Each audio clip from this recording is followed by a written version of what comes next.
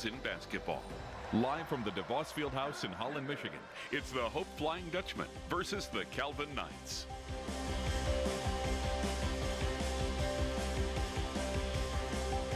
This special live broadcast is brought to you by these West Michigan organizations.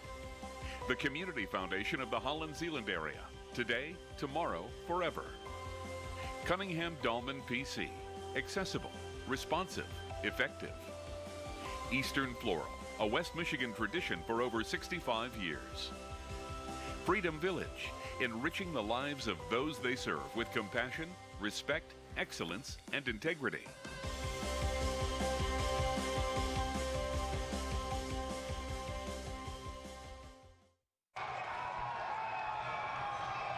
January is usually the month during the basketball season when Hope and Calvin start to separate themselves from the pack in their league. But this year, that's not happening. In fact, the most important game tonight is not here in Holland, but between Trine and Adrian. And that shows you just how tough the competition is in this league this season. Good evening, everyone, and welcome to the DeVos Fieldhouse on the campus of Hope College in Holland, Michigan. I'm Tom Cleary, along with my colleague Brent Ashcroft. And what a surprise, both these teams struggling. We've seen struggles before, Brent, from one team or the other, but not generally both at the same time. And yet, if Calvin wins tonight, neither of these teams will have an overall winning record at the 2/3 mark of the regular season. So what does Calvin do tonight? They turn to Austin Bykirk to try to get them another big win in this building, which will be their third straight. 6'8", Austin Bykirk. He is a tall drink of water for the Calvin Knights. He's been scoring a lot lately in recent games for the Calvin Knights, but Calvin may be looking for him to rebound and play some defense in this game tonight as well. The Knights are going to have to really play one of their better defensive games of the entire season if they want to beat this prolific shooting Hope team. Well, Hope has a great scorer in Jason Beckman, and he's scored against Calvin in the past. Problem is, he just hasn't done it for Hope. Played 2 years at Alma, decided to transfer, join his younger brother on this team, averaging over 22 points per game. And you know it's going to be a big night for him trying to get reestablished in this rivalry against Calvin. Yeah, you're talking about Jason Beckman, of course. You mentioned 22 points per game. He's leading Hope right now in scoring. He's a kid who can move around the perimeter. He can gun it like anybody. He can create his own shot. He can do it all offensively right now. In fact, he went for 44 in a game back in late November against Aquinas College. So he's ready to go, no question about it. And he will be the straw that stirs the drink here, both offensively and defensively for Hope College. Some people think it'll be Calvin's size against the speed in the backcourt of Hope. Nobody really knows what's going to happen. It's a very tough game to peg, but one we're looking forward to. Game number 197 in the rivalry. It is Calvin at Hope tonight here on WGBU.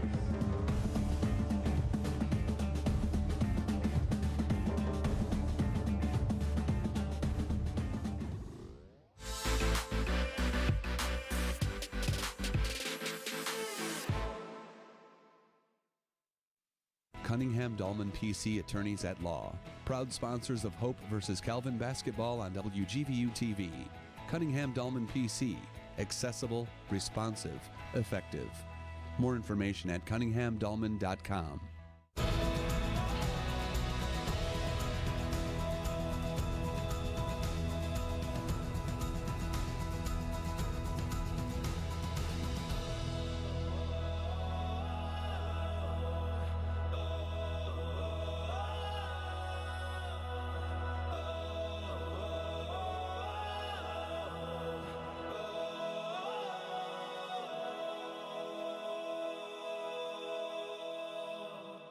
At the Community Foundation of the Holland-Zeeland area, we work to ensure that all members of our community can thrive, today, tomorrow, and forever. With 4 seconds left in this contest, down by 3. Fellas, that's a great effort to get back where we are. Well, look at that, we got 4 seconds. We got to have a 3. It can't be a 2. We're down 3. And here's what we're going to do. Judge, you're going to make this and we'll win the game in overtime. And we are back live at the DeVos Fieldhouse here in Holland on the campus of Hope College. Tom Cleary along with Brent Ashcroft tonight, and the third member of our crew joining us right now, a guy that we've gotten used to seeing around these parts last couple of years. Great to have him back. Ryan Terpstra with the keys to the game. Ryan. Hey, thanks very much, Tom. Let's get into the keys of the game for Calvin first. The Knights need to make some stops. Calvin's giving up 82 points a game right now, and while they've been able to outscore people, Hope can score too. So if Calvin wants to win this game, they've got to find a way to slow down the Dutch. Meanwhile, find the hot hand for Calvin. They've got a number of guys that can contribute offensively. It's feeding that hot hand throughout the game and getting that balanced scoring that's going to be key for them. Moving over to Hope, they got to feed Dante Hawkins. Dante's actually had some rough games in this rivalry, but the last time that they met back in the MIAA tournament last year, he dropped 31 on Calvin. He's a senior, he's a captain, they're going to need him in this one. And then finally, it's breaking in the new guys. 8 of the 15 players on Hope's team haven't played in this game before. It's getting those jitters out and getting in the flow of the game is going to be important for them, Tom. Ryan, thank you very much. We're certainly looking forward to it. And as we said in the open, we really don't have a great idea how to predict what's going to happen here, Brent Ashcroft. Two teams that are kind of new to each other. We'll see how it goes. That's exactly right, and it's hard to believe that a night when Hope and Calvin are playing each other, it's not the most important game in the MIAA. There's a game going on a couple hundred miles from here between Adrian and Trine, and they're the teams right now that are rumored to be the best in the biz, and the winner of this game certainly is going to hang around. The loser of this game is going to have a lot of work to go as the season plays out. Calvin will play Trine on Saturday, and Adrian comes to play Hope, so it's going to be a big week for both these teams. Right now we're about set to go. Let's send it down on the floor to the public address announcer here at Hope College, Darren Dijstermars. Ladies and gentlemen, at this time we ask you to please rise. Ladies and gentlemen, the Holland Department of Public Safety Honor Guard.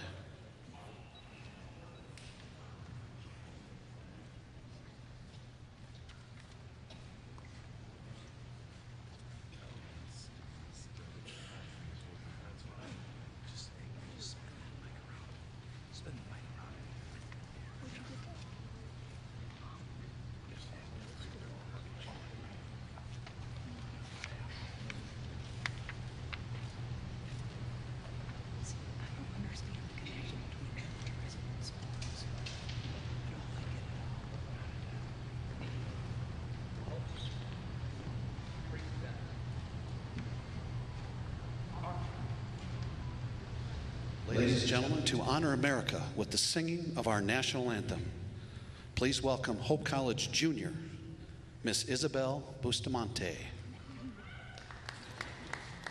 Oh, say, can you see by the dawn's early light what so proudly we hailed at the twilight's last gleaming, whose broad stripes and bright stars through the perilous fight o'er the ramparts we watched were so gallantly streaming, and the rockets' red glare, the bombs bursting in air, gave proof through the night that our flag was still there. Oh, say does that star-spangled banner yet wave o'er the land of the free and the home of the brave.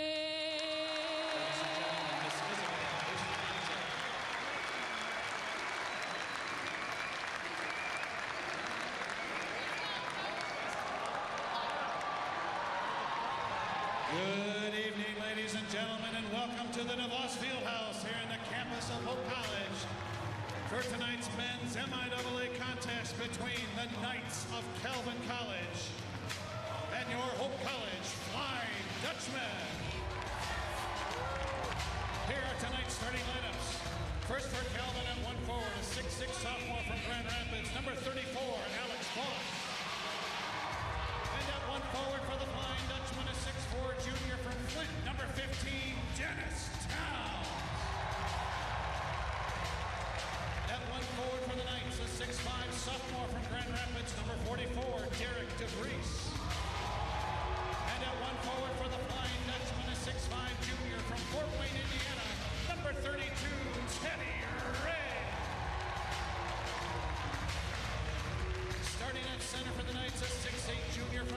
Austin, number 30, Austin Biker.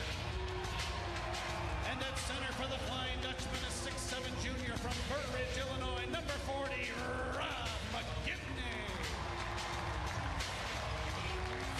At one guard for the Knights, a 6'2" senior from South Haven, number 20, Tony Canoni. And at one guard for the Flying Dutchman, a 5'11" junior from Shelby, number 1, Jason Beckman. And at the final guard spot for the Knights, a 6'3" freshman from Bristol, Indiana, number 22, Luke Morrison. And at the final guard spot for the Flying Dutchman, a 5'10" senior from Holland, number 3, Dante Hawkins. Calvin College is coached by Kevin Vandestreet. Hope College is coached by Greg Mitchell. Your officials this evening, Mr. Scott Seville, Mr. Jordan Jarrett, and Mr. Kevin Quaker. Well, quite a show here at the outset. We expect the same kind of action on the court as we get started. A lot of new faces, Brent, and guys that we're eager to see. Certainly, center of attraction for Hope is Jason Beckman, averaging over 22 points a game. But really, you talk about basketball, it's still a game where you got to get it done underneath the hoop at both ends. And the guy that seems to be the best candidate for that, Austin Bykirk, averaging 11 points and 6 rebounds a game, but his numbers are getting gradually better as the year goes on. As the season has progressed, Tom, there's no question about it. It will be interesting to see here how Hope defends him and tries to keep him away from the basket in those high percentage shots. You know, we talked about Beckman on the onset. We also heard Ryan Terpstra talk about Dante Hawkins, and there's some history here tonight at Hope. We could see Hawkins just 17 points away from becoming just the 40th men's player in Hope basketball history to reach the 1,000-point mark. So we'll see if he can get that here tonight. Scott Seville will throw it up. Kevin Quaker is here as well, veteran West Michigan referee, and Jordan Jarrett, the 3 guys in stripes. And the first possession goes to Derek DeVries of Calvin, a guy that can score it as well. Here is the young man in the backcourt, Luke Morrison, a freshman, tall guy, good shooter, streaky scorer. Tony Canoni now, guarded by Hawkins. That's the matchup. Bykirk looking to move. Nice action, good drop step, easy bucket. As he went right at Rob McGivney. Very, very classy move to get it going for Calvin. Kept his feet moving, Tom. Once he got the basketball, that's the key. No panic, stayed away from traffic. Here is Beckman, number 1. And we have a travel here quickly, called by Kevin Quaker against McGivney, who got the ball in a slightly unusual position. Tried to straighten himself out, but didn't put the ball down on the deck. Hope shows a little bit of full court pressure, but it's just token. And it's quite interesting to see for Hope that Teddy Ray is out playing the off guard. And they're going to change a little bit, and they're going to put Beckman, who's not a real big player, and Alex Boss, who averages only 5 points a game. This is Canoni from deep. Averaging only 6 points a game. Calvin would like to see him get up in that 8, 10, 12-point range to give some balance to its team. 15, Dennis Towns from Flint. Played at Flint Powers. Here's Beckman. Quick release on the jumper. Not that time. That's a great rebound by McGivney, who lost his footing right in front of the Calvin bench. He's going to have to hustle to get back into the play. Great offensive rebound, but he hit a wet spot. DeVries, guarded by Towns. Now Morrison against Beckman. 12 on the shot clock. Better look that time. Canoni couldn't get it down. Rebound inside. Putback would not go there for Alex Boss.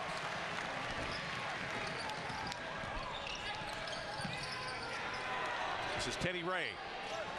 Got hit on the 3. No foul. DeVries, that will go for 3. And suddenly, 2 minutes in, Brent, Hope is looking at a goose egg on the scoreboard, and Calvin has 5. A little bit of a surprise there, Tom. Hope is going to have to try to figure out a way to get into some offensive sets here, maybe be a little bit more patient with the basketball. Here's Beckman, missed his first attempt. Teddy Ray, nice move inside. Now he forces a shot. Got a hand on the rebound, but it's controlled ultimately by Boss. Calvin playing with some confidence. More importantly, maybe, Brent, playing with the speed, at the speed they want to play. Deep ball, there goes. That's going to be a quick 30 taken by Hope after the bucket by Luke Morrison. Well, right now, Tom, obviously Calvin has really got it going from deep. I mean, that was a 28-footer and then some. And Hope doesn't have an answer right now. They're one and done offensively on the other end. They're not winning the rebound battle either. So Greg Mitchell can get something pulled together here for the Flying Dutchman and see how they come out of this timeout. I happened to watch Calvin warm up in this game about a half hour before game time, and it was pretty stunning to see the long-range display. 4 or 5 guys shooting the ball all the way out to maybe even 30 feet, just casually, not in a competitive sense, but you can tell these guys have range, and I wouldn't be surprised if we see Bykirk jump out there and try some balls from distance as well. So Greg Mitchell trying to settle things down. Hawkins has really not even gotten a sniff at the offensive end. He got away from Cannoni there. Cannoni stayed away from the foul. That's a wide miss from the top from Dante Hawkins, and Calvin doing it just right at the moment. Morrison kept his hand on top of the ball. Substitute hitting the shot for Calvin. That's Jason Walter, averaging 8 points a game. Comes in immediately and fires. 10-0 Calvin. Knights playing with extreme confidence right now, and there's no reason why they shouldn't be. They've made almost everything they've shot. That's a nice drop on the baseline. The shot missed, though, there by McGivney. And I think what you got to do now is get to the rim if you're Hope, even though it's not your natural inclination, maybe as a team. Cannoni stepping behind a screen, looking for Bykirk. Great job by McGivney. Here's DeVries. That's a deep ball from the top, and in it goes, and on it continues. 13-0 Calvin. Unbelievable, Tom. Less than 4 minutes into this basketball game. Hope not on the scoreboard yet, and Calvin hitting from everywhere on the court. Look at this matchup with Walter guarding Beckman. He's about a head taller, and that's a little bit of a shove. Koiker got Austin Bykirk down there for bodying up against McGivney, and that takes us to our first timeout of the first half. Nothing on the board yet for Hope. It's 13-0 Calvin tonight on WGBU.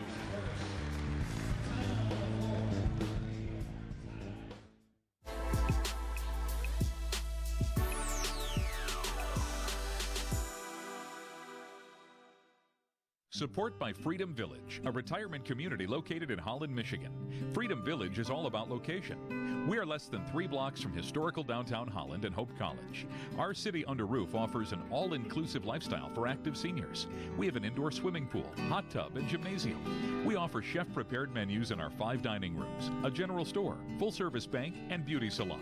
Our life care contract offers you long-term protection for all levels of care under one roof. Support for WGVU Public Media is provided by Macatawa Bank. We make decisions here because your business is here. More information is available at macatawabank.com.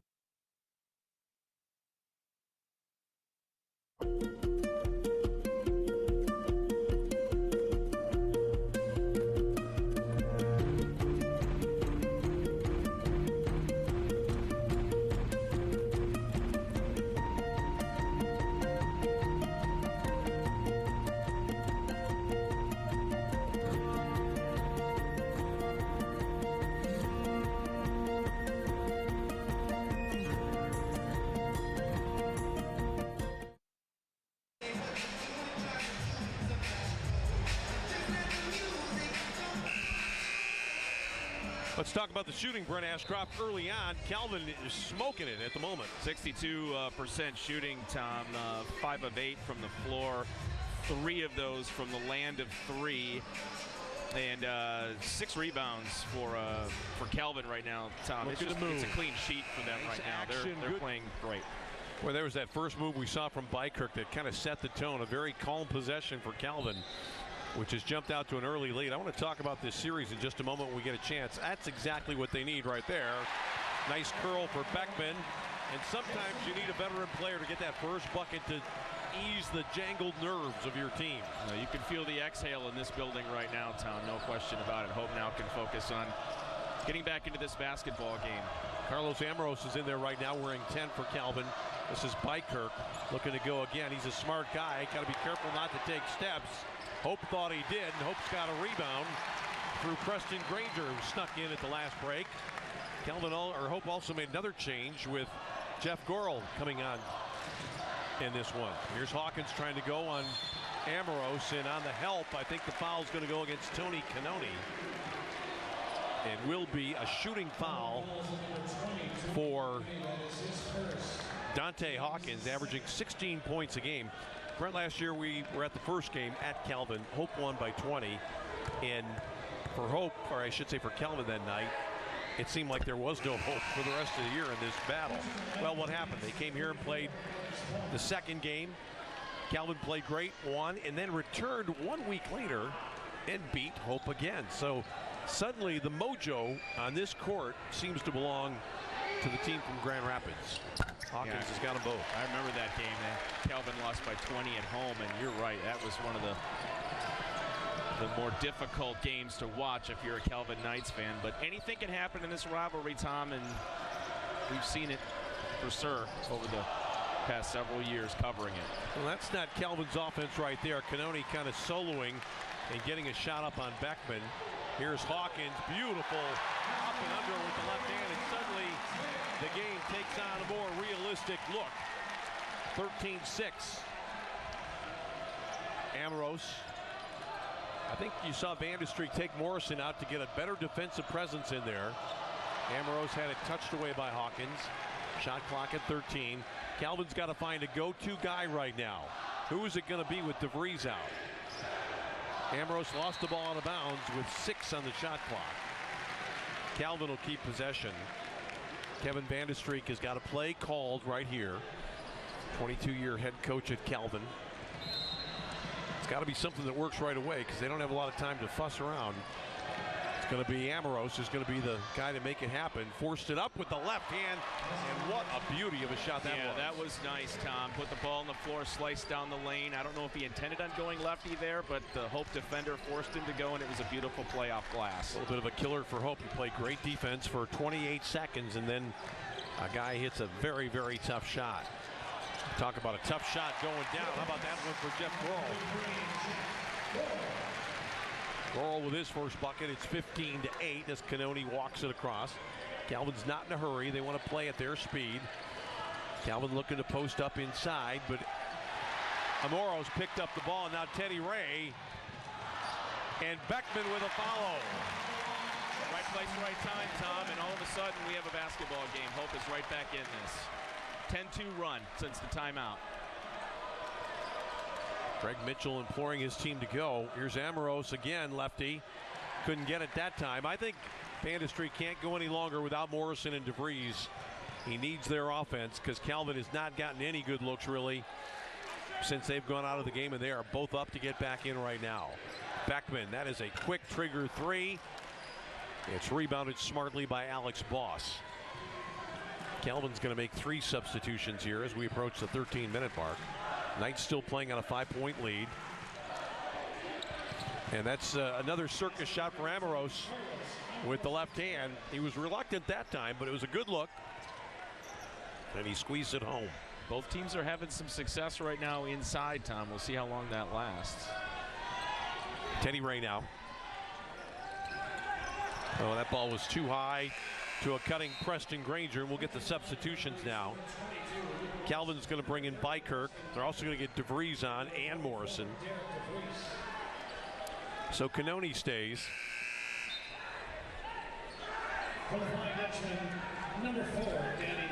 Hope did exactly what it had to do there, Tom. It took advantage of the time when Calvin's main scorers were on the bench. They got back into this basketball game to see what they can do now with Calvin's main guys back on. Danny Beckman is on for the first time, the freshman brother of Jason. He replaced his brother in the lineup.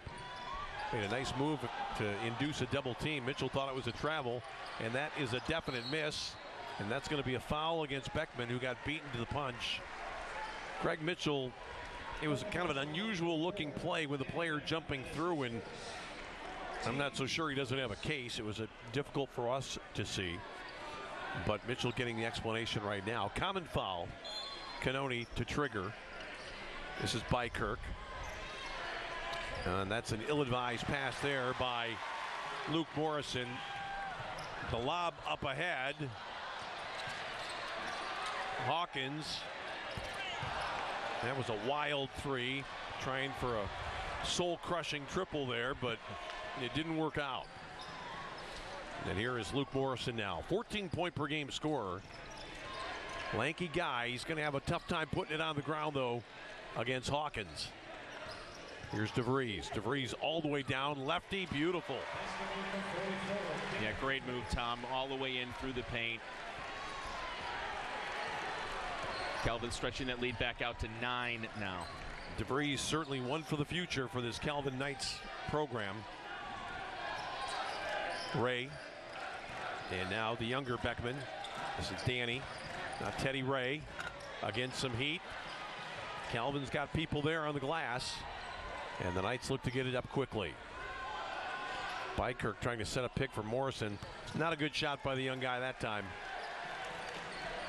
Kevin Vandestreek didn't like it either. He doesn't mind the long ball, but Morrison didn't have a good handle, didn't have a good foundation, and just seemed intent on flying one up from a long way out. Here's Hawkins now. Ray. Goral. Ray again. Nothing there right now. 3 on the shot clock. Ray's going to have to hurry.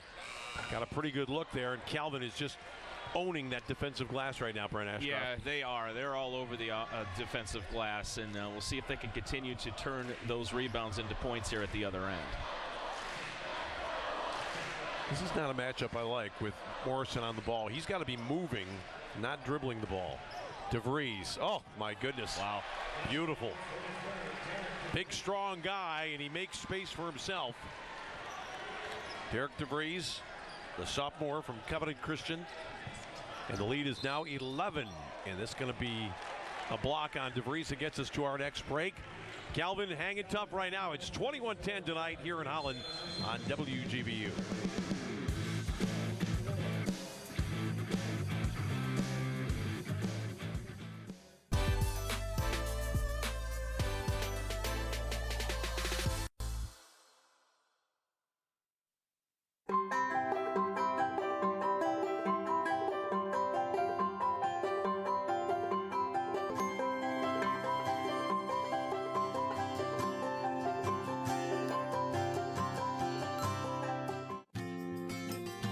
West Coast Eye Care of Holland is a proud sponsor of WGVU. Dr. Kate Mulder and staff invite you to see like you're in the front row. For more, 616-395-2020.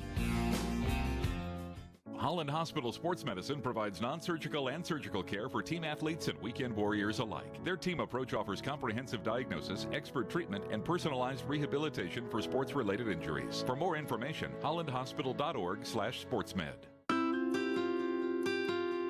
By recycling paper, plastics, metals, and more, Padness is making the world we live in a better one. Padness, recycling the world over and over. Never miss an episode of your favorite shows with Passport, your extended, unlimited, on-demand access to quality PBS programming.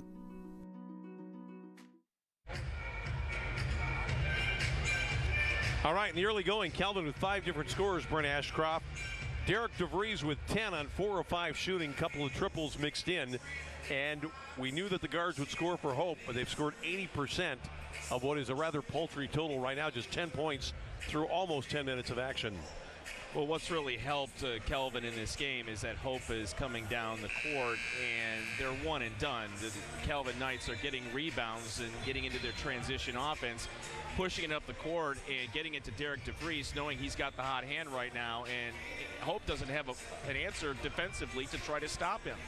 So when you look up at the scoreboard, you see Calvin with 21, and Derek DeVries has 10 of those 21 points. It's not really surprising based on the way this game has gone so far. What I like about DeVries' game so far is that he's not dominating the basketball. He's kind of getting them as they come to him in terms of opportunities, and it's been difficult early on for Hope to do anything with him. Nice play inside by Preston Granger. Went with the left hand that time. Always good to get a score out of a timeout. Calvin now facing some zone pressure, and Morrison will have to run it across the timeline. This is not a guy I think you want to see dribbling a lot. You want to see him moving without the ball and shooting.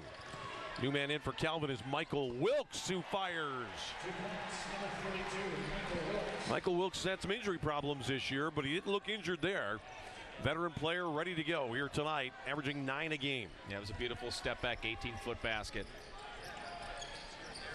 Hope has made some changes as well. Luke Dreyer wearing 11 is in for the first time, and that's a bucket down deep. And Jason Beckman has a half dozen now, 23-14. I think what Calvin should really opt to do here is attack. Cannoni goes over and back at the timeline. Well, the zone defense that Hope is throwing at Calvin right now, Tom, is disrupting things a little bit. It's, forcing the Knights to not be able to get the ball across the half court quickly, and obviously it resulted in a turnover there, and let's see if Hope can turn that into some points. Well, if you're going to get pressed in basketball, the only way to alleviate that is to go right at the opponent, attack. A lot of teams don't like to do it, but the ones that do really make it work to their advantage. Another nice play inside by Granger.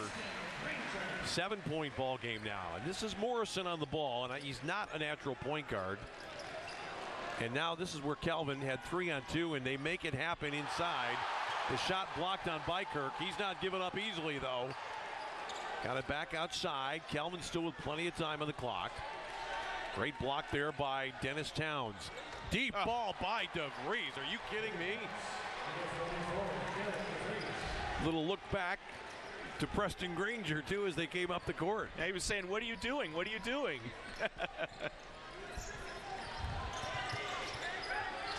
DeVries with some pressure, but the ball falls nicely for Dennis Towns on the soft touch. I think Calvin's got some opportunities here against this zone pressure to move it down and get one of those 3-on-2s and do what they did last time with Bykirk. It didn't work out immediately. Bykirk, now he's got the matchup he wants. Going to duck inside on Beckman. Boy, Hope got a big break there. Looked to me like Bykirk was probably fouled. Morrison not going to go. Bykirk, well, that could have. Kevin Vandestreek didn't really like that. You saw the big man reach up and over. Well, that's his second foul, Tom, which means he's going to be taking a seat here. And we're going to be taking a step out here. Calvin still up 8 midway through the first half.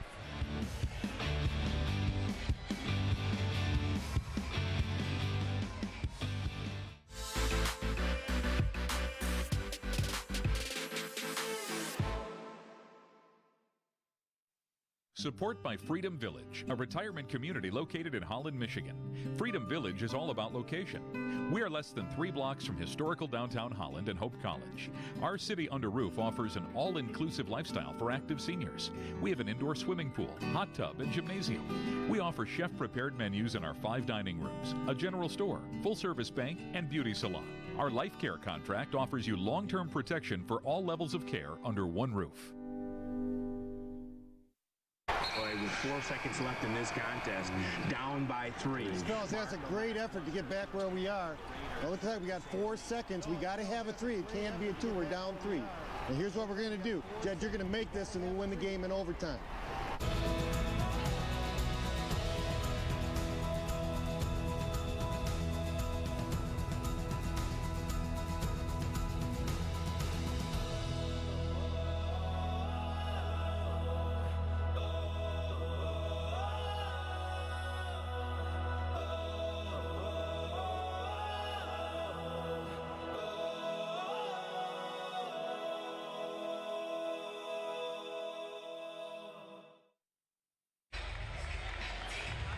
Well, certainly things going a little bit better here for Hope. They're able to get some better looks at the basket, but still Calvin with a rebounding advantage early on, and DeVries has been phenomenal. Let's go back to the replay from a moment ago, Brent. And that's the shot by Towns that went in. First bucket of the ball game, and Hope needs some guys, not necessarily to score inside, but they've got to have some threats in there. They've got to be honored by these Calvin defenders, and early on they weren't doing that. And they need some second chance opportunities too, and that's something they haven't had many of in this game. Oh, what a phenomenal play that is by Jason Walter, who pinned that shot. Looked like it was going to be a dunk. Suddenly they're going the other direction. Here's Ambrose, goes right hand this time. The young guy's done a good job of getting inside. He has scored 3 times from close range. The lead for Calvin is 10. Here goes Beckman. Circus shot not going to go, but he's going to draw the foul. Wow, what a play that was a moment ago by Jason Walter. Hope was able to enter the ball from the wing. Ambrose got pinned behind, and just when you thought we were going to see one thrown down to bring the house down, it was an incredible vertical explosion there by Walter as Beckman adds to his early total in the game. Beckman now with 7.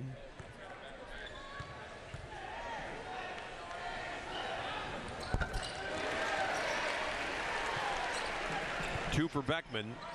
The lead is 8 again. This is where Cannone has got to be looking down the court, and Calvin's got to get unclogged. They've got too many people in the middle third of the court right now against his pressure. So the press has worked out nicely for Hope.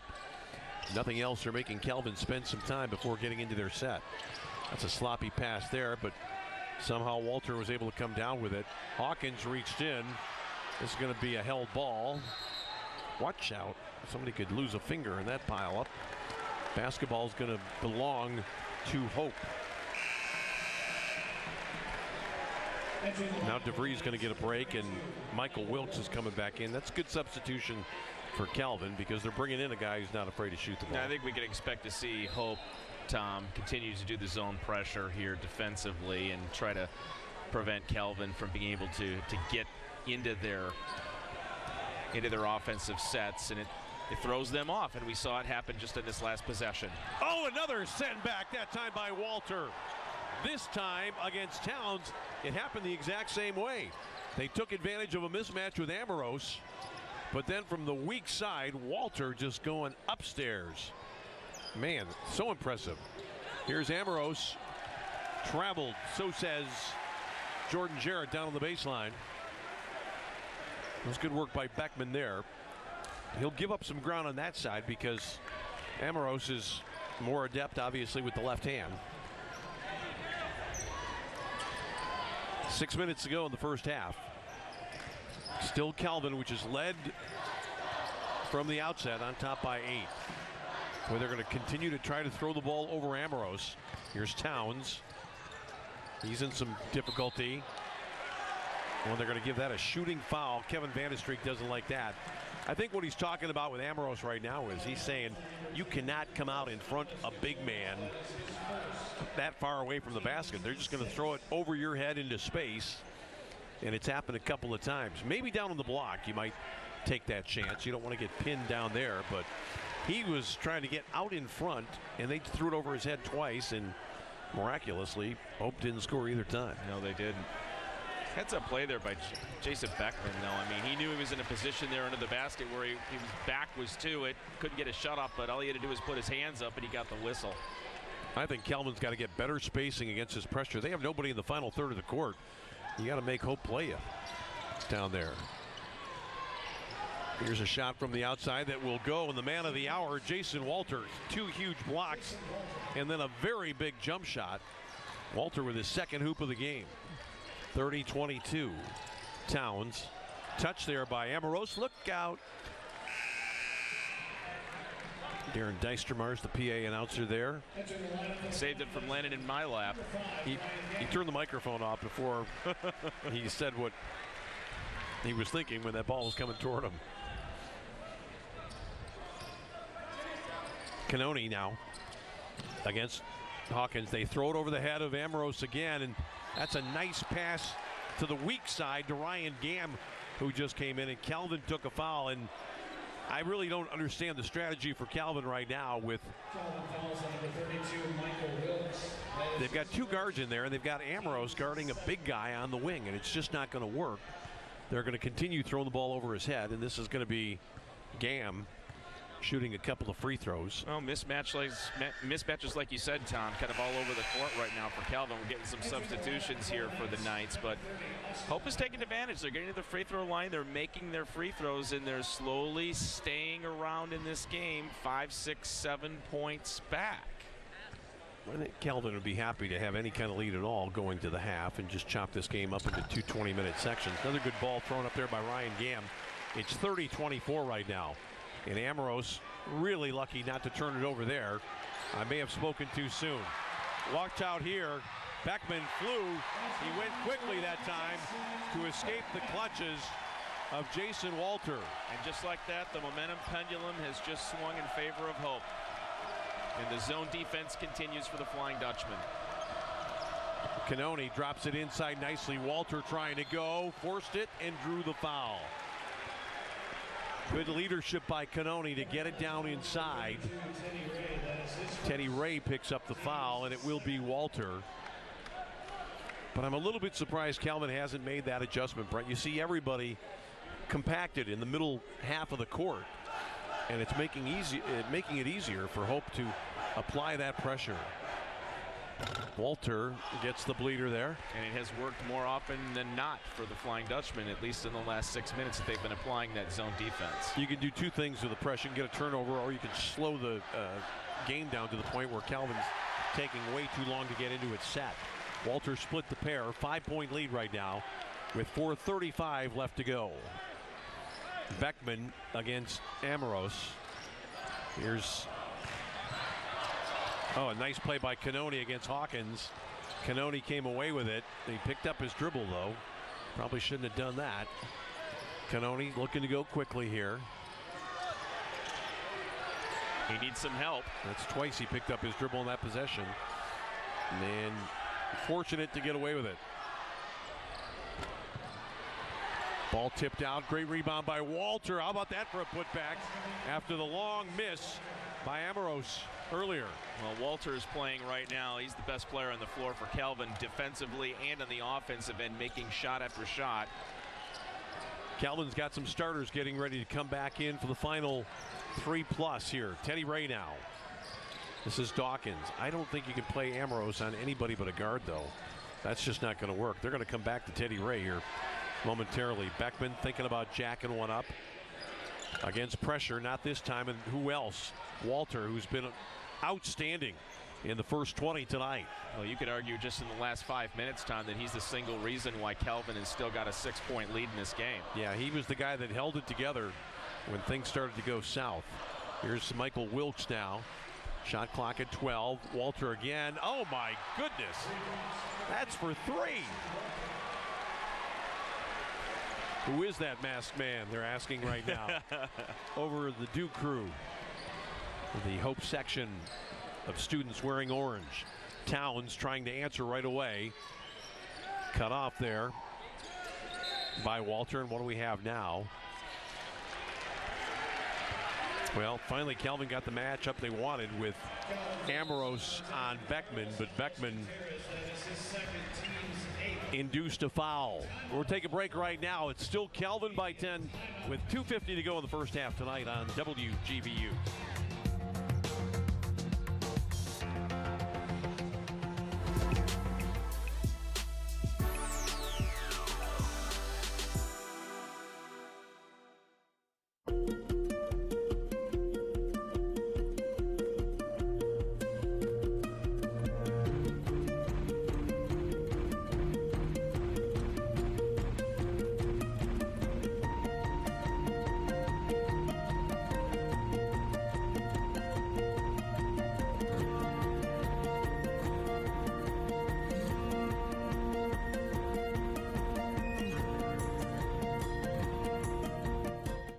Support for WGVU Public Media is provided by Macatawa Bank.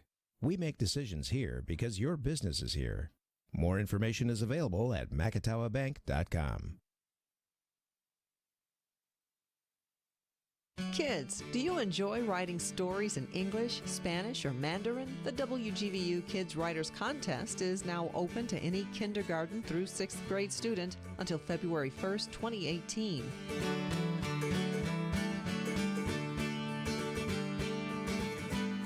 Winning authors will receive a WGVU Public Media gift bag. More information can be found at wgvu.org/Writers Contest 2018.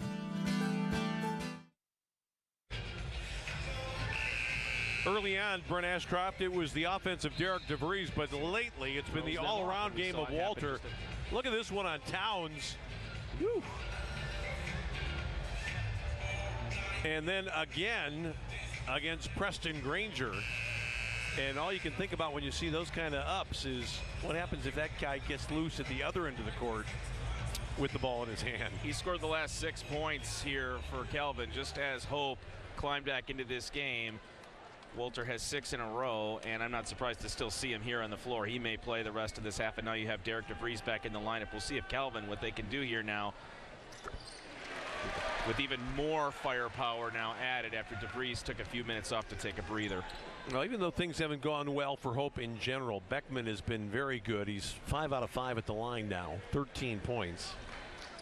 And he looks like he can stand out there and shoot foul shots until the cows come home. So if you're Calvin, you want to stop hitting him. Cannoni facing man-to-man pressure this time from Beckman. Now Beckman backs off. Let's see if Calvin gets an easier attempt this time with DeVries back into the game. They've got more weaponry out there. This is Morrison. Again, he's not a guy who's going to beat people on the dribble, but Kevin Quaker spots something inside. I think it's a Teddy Ray foul. 2 now on him. And Hope has not been doing badly in that regard. Only their 3rd foul, so Calvin's going to probably get to the locker room without having shot more than 3 or 4 foul shots here in the first half. Cannoni. Morrison trying to go on Dreyer, who's back in. Morrison lost it, got it back, and that's fortuitous for Calvin to get the held ball. But really, I think what Kevin Manistreek's going to say to Morrison, we need you to move to get open, shoot some, jump shots off motion. He doesn't want that big, tall, rangy freshman dribbling against these quicker Hope guards. Yeah, there were a couple of Calvin guards there that were open on the wing. He could have drew the double team there, which he did, and dished it off, but he decided to try to take it in there and score the basketball, and Hope defended it very well. No reset on the clock. 11 seconds here for Calvin. Cannoni to trigger. Where are they going with it? And they're going to call a foul right away. Beckman maybe, or it is Beckman who shoved on his man. Really no foul trouble for anybody. Well, Ray has 2, I guess. So Cannoni will try it again. Where are they going with this ball? Morrison still not going to be deterred. That's good movement there. From the top for 3, Alex Boss. And Calvin, Brent, has gotten back to double digits. Yes, they have. Knights have found their way to pull away in the game again. Jeff Gorel's back in. This is Granger. Granger got rid of his guy and charged. Jordan Jarrett made the call, and it's a big break for Calvin right there. Looked to me like more of a 50-50 call, but it went against the attacking player, and the Hope crowd doesn't like it. Calvin got to find some answer here, and Cannoni's got to do something to get open. That's just terrible play against the pressure. Calvin was not ready to play when the ball was handed to Alex Boss. Cannoni was looking away, and then it was just a desperation pass to beat a 5-second call. So that might have been justice there after the charge against Hope. The Dutch got it right back. That's Cannoni, who held his ground against Dante Hawkins. Here comes DeVries. DeVries got hammered. Boy, I like that play by DeVries. He could have settled Brent.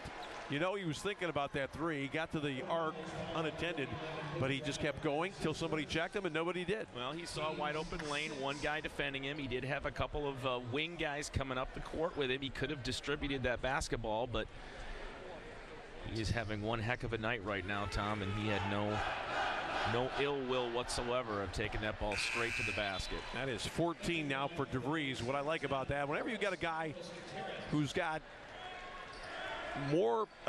he's got 14 points on only 6 shots. I mean, a lot of guys get to 14 points, they've taken 14 shots. That time DeVries missed, he got it right back, does the smart thing, pulls it back out. We're down to the last 100 seconds here of the first half with Calvin up 40-28. DeVries has got to get himself into a shooting area. He's the guy they want to go to. Here's Amoros going with the left hand again. Circus shot didn't go. That's out of bounds. Amoros could have gone after that ball. He thought it was off a Hope player, and Scott Seville disagreed. So 1:23 to play here in the first half, and it's been a game where Hope has just never really gotten comfortable. No, they haven't gotten comfortable, Tom, and it's just because of the players that Calvin has had on the floor in this basketball game. It seems like whenever some of their best players go take a seat, other guys step up and go on runs, make great defensive plays, and next thing you know, a 5-point lead becomes a 12-point lead for the Knights, and that's kind of the way this first half has gone. Well, Tony Cannone just made a great play there. He was on Dawkins, cut him off, switched off onto Beckman, and forced a difficult shot. The rebound was carried out of bounds to Calvin. Here's Cannone looking to go with left hand, and he's fouled by Dawkins, and suddenly the foul's piling up. We thought that Calvin would get to the locker room without being in the bonus at the free throw line, but that is the 7th team foul, and it's a 2-shotter to boot for Tony Cannone from South Haven. Kind of a home game for him from just a little ways down the shore. Towns is back in. Jeff Gorel goes out. Beckman has lived up to his advance notices, but so has Derek DeVries, and out of nowhere, Jason Walters had a fine game for Calvin at both ends. As that lead gets bigger, it gets a little harder for the bit players to pull the trigger on shots from deep. Beckman's not going to be afraid ever. Missed it off glass, and there he is again, DeVries, as we're down to the final 35. Well, Calvin can't hold it the entire time, but Kevin Vanestreek's going to get his use it or lose it 30 right here and set up a play. And it will have been a great first half regardless of what happens now for Calvin. Ebb and flows, Tom. Both teams had runs. Calvin came out of the gate 13-0. We didn't expect to see anything like that at all. And all of a sudden, Hope starts to chip back in. They finally find their shot. And then Calvin's big guns have to take the bench for a while. DeVries goes to the bench for a breather. Obviously, Bykirk out due to foul trouble that he absorbed here midway through the first half. And next thing you know, Walter comes out of nowhere, making all these plays defensively and offensively to continue to stretch and keep Calvin at a respectable, comfortable lead. And right now, 12 points, right back to almost where we started in this basketball game. Well, we saw one of the substitutes scoring, Jeff Gorel there for Hope. Calvin wants to run a solid play here. If they give it up, they want it to be with only 5, 7, 8 seconds left in the half. I suspect they're going to milk it down here and make Hope dash if they get the ball back. This is DeVries with 14 on the clock. About 6 seconds difference between the game and shot clocks. Oh, DeVries is inside. That is a little surprising to me. A guy from behind coming over the top, not getting called for a foul. I was going to say the same thing. That looked like a foul to me, too. We had a pretty good look at it from where we're sitting.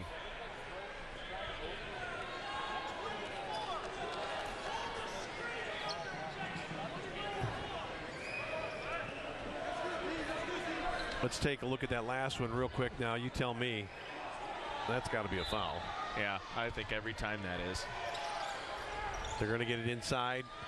Amoros going to float it. No. DeVries, great rebound, and he's going to go to the line. It's going to be a foul against Preston Granger. And now suddenly, Kelvin starting to grab this game by the neck. Yeah. And dominating with that strength and size inside. Literally and figuratively on that play alone right there, Tom, grabbing it, because two Hope players were in position to get that rebound. DeVries was sandwiching them, and he's the one that pulls it down, and now he's at the line potentially to add 2 more here before halftime. Beckman with 14 for Hope. DeVries only missed the free throw. That's a big miss right here. I think if you're done, you have to look for the 3 in this situation. It's not gonna go. The top does. It's a 2-point goal only. Kevin Vandestreek's not too upset about it. The three didn't go, but the tip was in time. It's 42-30 at the half. And we're going to grab Ryan Terpstra right now, who's going to chat with Kevin Vandestreek. Let us go down to the floor. Now we're going to wait a second for Terp to get set up with the Calvin coach. And I think that what the officials want to see before we go to Ryan Terpstra, they've got the monitor swung around, so if our guys back in the truck can roll back that last tip, they're going to do a video viewing to make sure that last play. Here it comes up right now. I'm not sure if our clock. Can we try it one more time there in the truck, fellas? Scott Seville wants you to roll back a little bit farther. Let's see if they can.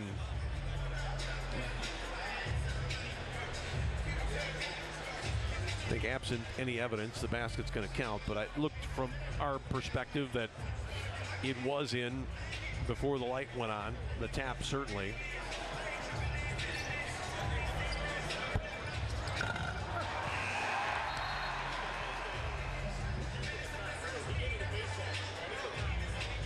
That's all we've got, fellas. Wish we could do it again, but we can only show you the same picture again. Yeah, we're not going to be able to do that. So why don't we talk to Kevin Vandestreek right now with Ryan Terpstra while they sort this out. Hey, thank you, Tom. Coach, I know defense has been a key for you guys in this rivalry. Only 30 points given up in the first half. What can you say about your team's effort? Well, I thought, we had a pretty solid game plan and executed it pretty well for the most part. They're going to make some adjustments on what we're doing for sure, and so we'll have to figure some things out in the second half as well. You got some scoring from a guy that's been scoring a lot for you, DeVries, but Walter also stepping up off the bench. It's good to see that kind of balance. Well, Jason's an excellent shooter. He's good in the low post, but I thought some good shooting early masked the fact that we didn't play great. Hope's pressure kind of took us out of some things, and we need to execute a little better here. All right, good luck in the second half, Coach. Thank you. All right, Terp. Meanwhile, back at the ranch, we're going to try to sort this out. There's still some question about that last goal, whether or not we have got video that would conclusively indicate either way whether or not that tip was in time. Brent, we had a good look at it. We were out here. The officials thought it was good, and it was awfully close, but we're not sure if the picture will back that up. Yeah, they're looking right now at a different angle, I believe. Did he call it good? It is a made basket, just made official. I'm going to be able to sleep better tonight knowing that. No, I think they're trying to do their best, and we're trying to do our best to make sure they saw it. But the tip does go. I'm not sure who had the tip. Was it Rave or somebody that snuck in there? We'll find out who got the last ball down. I didn't see the replays, but it is 42-30. Now a long way to timeout. We'll come back with more on WGVU.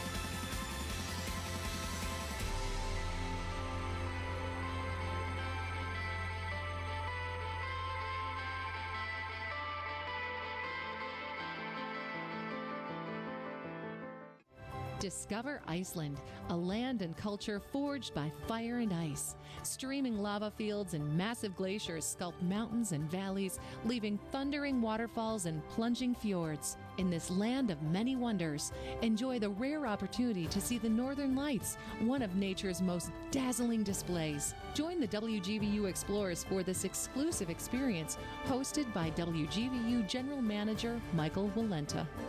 Make your reservation and leave out the details to us. For more information, contact Kelly Berenson at 616-331-6737 or go to wgvu.org/explorers.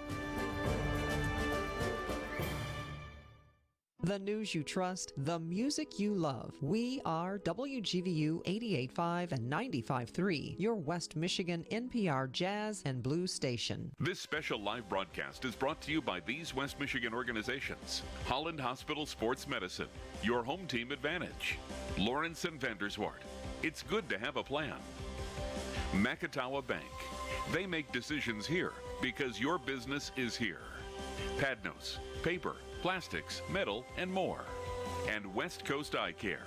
See like you're in the front row.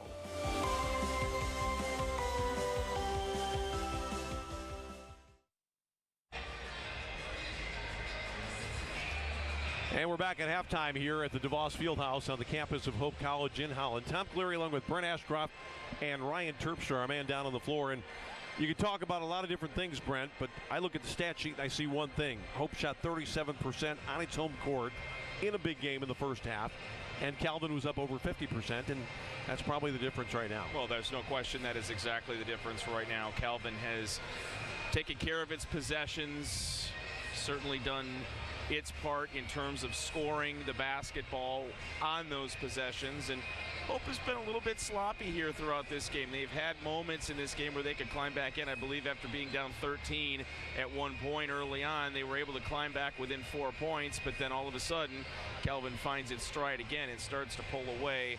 Interestingly enough, we talked in the onset of this basketball game, Tom, about Hope's prolific guard play, and they've always been known as a team that has been gun from the land of three. Tonight they are 0 for 5.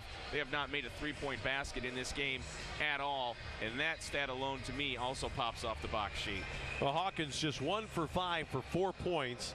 He had a great game here against Calvin last year. New cast of characters, though. Beckman's been fine, and really, if you look at the last 10 seconds of the half, you've got Derek DeVries shooting free throws. If he makes those and Hope doesn't score, suddenly they're down 16 instead of 12, and that's a pretty sizable margin. So they got a nice little touch there at the end that has kept them in range here, down 12. But I think Greg Mitchell's probably saying, fellas, we have got to get busy and get physical in this game. Right now, the rebounding 21-13 for Calvin in the first half, and when you see the bodies that are out there for both teams, you can't really expect it. It's going to get a whole lot different unless Hope gets much more aggressive. Calvin definitely has the size, and we can expect to see more Bykirk here, probably coming out for Calvin in the second half after he sat for the last 9 minutes of the first half with 2 fouls. Well, Calvin playing the game at a speed with which it is comfortable. We knew they didn't want to necessarily run up and down the floor. They're a good offensive team, but they're not a fast breaking team, and I'm a little surprised that Hope hasn't tried to push the ball a little bit more. But the problem there is you've got to be rebounding the basketball to do that, and that was not a big part of their game in the first half. It's halftime right now, 42-30. Calvin on top on the road at Hope, and we'll come back with more in just a bit on WGVU.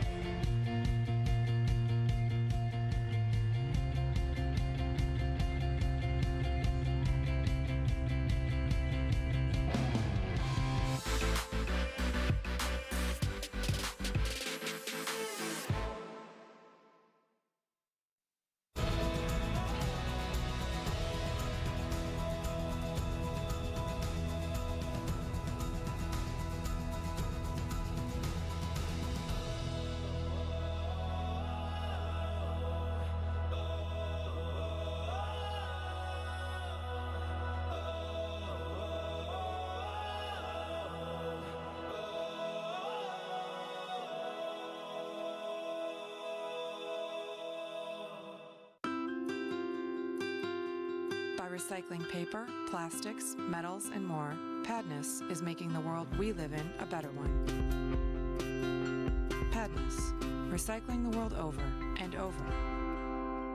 On Friday, February 23rd from 7:30 to 10 p.m., grab a friend or two for a night out at WGVU Public Media's Great Wine and Food Symposium. Presented by D&W Fresh Market, your single ticket price includes sampling from more than 400 international wine and beer selections, as well as gourmet food from around the world. You must be 21 or over to attend. Tickets are available at D&W Fresh Market stores, online at WGVU.org, or by calling 800-442-2771. Well, there are two players in this ball game, Brent Ashcroft, that have scored 14 points. Jason Beckman, 4 of 9 from the floor, but he hasn't hit from range yet to get this crowd excited and his fellow Hope students motivated to make some noise. But he's been good at the free throw line, 6 out of 6. And on the other side of the ball, Derek DeVries has done a little bit of everything. 4 rebounds to go with 14 points. The only place where he's fallen down at all has been at the free throw line. He missed a couple of opportunities there for his team, and especially at the end of the half. But both those guys have been up to it, and I think if you're looking for a player on either side to get it going in the second half, certainly Dante Hawkins got to do better, a little bit better against the pressure from Canoni. And for Calvin, Bykirk didn't play that much because of 2 early fouls, but he's a guy that you'd expect is going to get motivated here in the final 20. And we're going to see Bykirk get back into the starting lineup here for Calvin coming out of the second half. There's no doubt about that. And I think you mentioned it earlier, Hope is just going to have to get more physical. They're going to have to try to fight to get rebounds. And that might create some fouls, and they might get into some foul trouble here, but they have got to find a way to get those 50-50 balls and try to get second chance opportunities, because if they don't do that, it's looking like this could be Calvin's night. Well, we just saw Bykirk's only basket of the game there on the replay a couple of moments ago, and Calvin certainly at this moment has lost the fear of playing in this building. Actually, down through the years, in about a decade or so since they've been playing here, Calvin has done pretty well. They've won more games over a short period of time than certainly anybody else that Hope plays against regularly. And they've done it in big game situations when they've needed to do it to get into the tournament. Last year they did it in the MIAA tournament. And they've just been the more physical team. And as we get ready to take a look here again, we're going to see the play just outstanding. Jason Walter, that was the first one. And then the second one coming up right here from behind, absolutely slamming the ball back. That was actually one of the fouls on Ryan Gamp, but he had 2 spectacular blocks.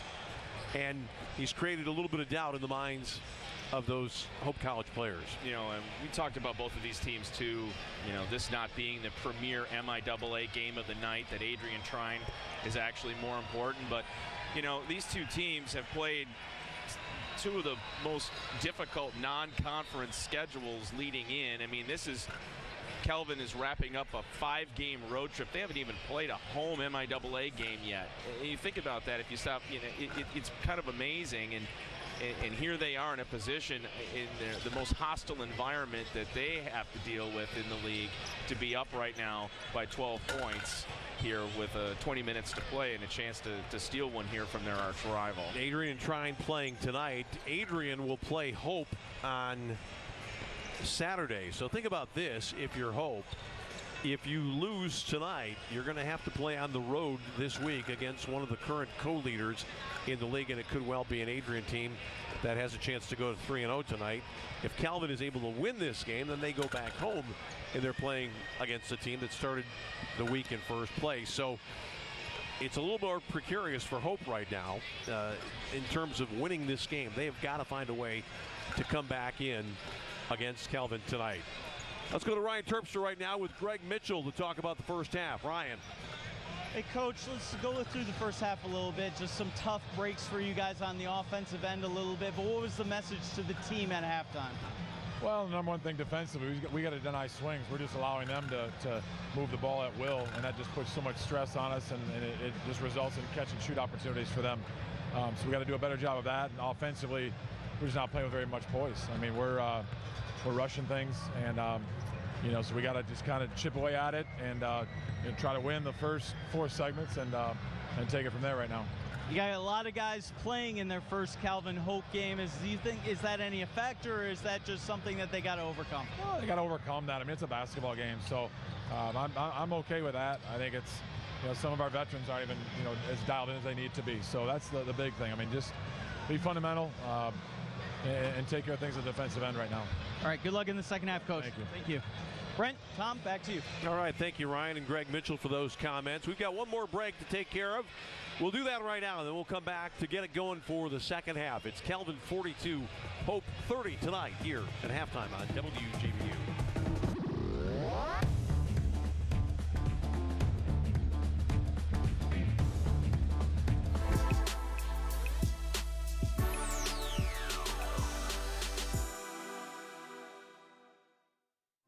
Discover Iceland, a land and culture forged by fire and ice. Streaming lava fields and massive glaciers sculpt mountains and valleys, leaving thundering waterfalls and plunging fjords. In this land of many wonders, enjoy the rare opportunity to see the Northern Lights, one of nature's most dazzling displays. Join the WGVU Explorers for this exclusive experience, hosted by WGVU General Manager Michael Walenta.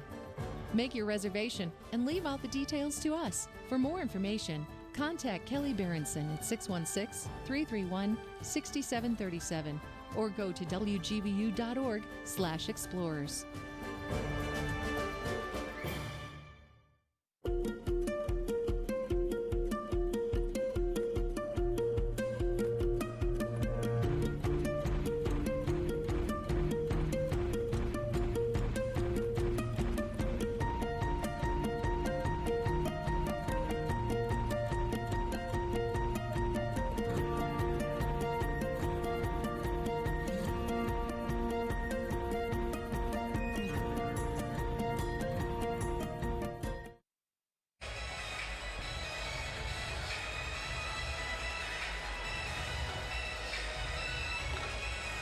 Well, as we get set to get going here in the second half, let's go back to see some of the first half action, some of the key figures. Jason Beckman helps cause a turnover here and a rip and run, and he sees the big man coming, and he gets it off in time over the top of Jason Walter. But Jason Walter then showing that his game is not just at the rim, bombed home a three. Had a really fine first half, did Walter. 10 points, a couple of rebounds, several blocks, and there weren't many happy moments for the Duke crew here tonight. And Calvin has to be very well pleased by the way things have gone. DeVries will come out with Morrison, who's also been quiet in this one. It'll be Alex Boss, Bykirk, and Cannoni, the starting five, returning to the floor for Calvin. And Greg Mitchell hasn't tipped his hand just yet, but I suspect he'll probably go the same way with the people that began the game for his team. Tom, I think if you're Calvin here, if it ain't broke, don't fix it. Keep going to the well. Keep going to DeVries here. See if you can get Bykirk more involved. Obviously, Walter's shown that he can do some damage inside and out. If you're Hope, maybe you break this into 4 5-minute quarters here. Don't look at it as 20 minutes. Try to win the first 5 minutes here and see if you can get back into it that way, and then try to go after the next 5 minutes and see if you can win that. You never know. You might be able to find yourself down 2 or 3 points here heading into the late stages of this basketball game. A little bit of a change. We'll tell you about it here. Beckman with the ball early on. Towns is out there. Teddy Ray, Dante Hawkins, and the new man that's in the lineup right now is Preston Granger has returned. Beckman for three. He's still looking for it, and that's going to be a foul in the backcourt. Hawkins got into the body of Luke Morrison and picks up the foul. That's 2 now on Dante Hawkins. That was a clean look by Beckman there, Tom. He had a clean look at the rim on there. And most of his jump shots tonight, whether they're within 10 feet or from behind the arc, have been clean. He just hasn't been knocking them down.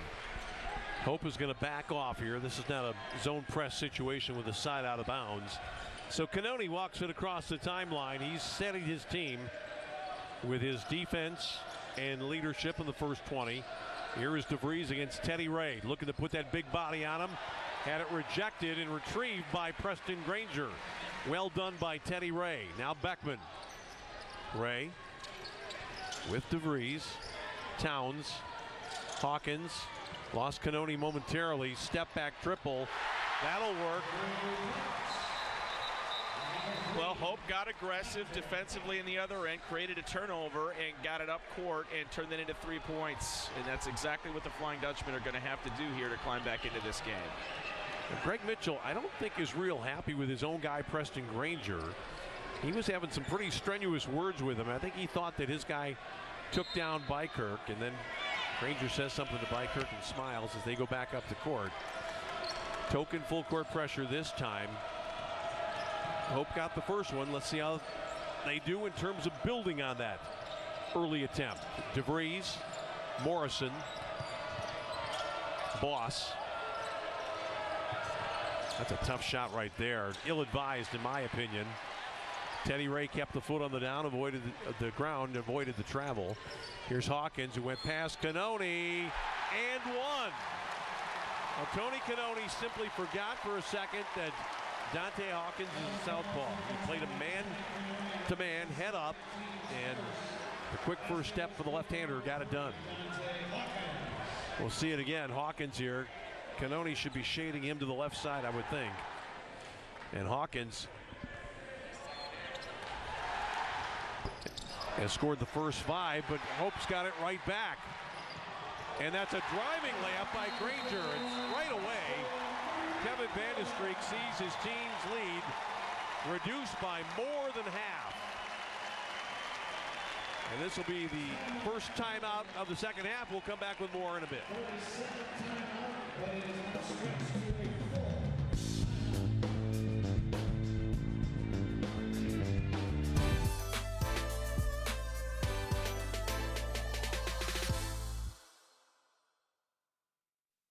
Support by Freedom Village, a retirement community located in Holland, Michigan. Freedom Village is all about location. We are less than 3 blocks from historical downtown Holland and Hope College.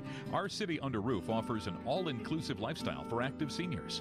We have an indoor swimming pool, hot tub, and gymnasium. We offer chef-prepared menus in our 5 dining rooms, a general store, full-service bank, and beauty salon. Our life care contract offers you long-term protection for all levels of care under one roof. At the Community Foundation of the Holland-Zeeland area, we work to ensure that all members of our community can thrive, today, tomorrow, and forever. With 4 seconds left in this contest, down by 3. Fellas, that's a great effort to get back where we are. Well, looks like we got 4 seconds. We got to have a 3. It can't be a 2. We're down 3. And here's what we're going to do. Judge, you're going to make this and we'll win the game in overtime. Order Up with WGVU serves you highlights and interesting features from our area's eateries. We dish on all the great finds in food and even quirky features from our growing restaurant scene. Watch online at WGVU Digital Studios.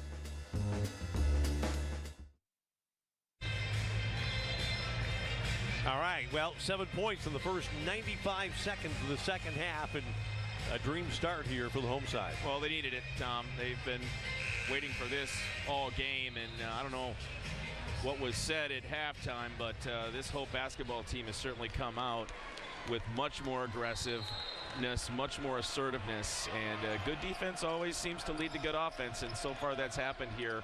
7-0 run. Another good play. Hawkins going inside, and Cannone hacked him from behind.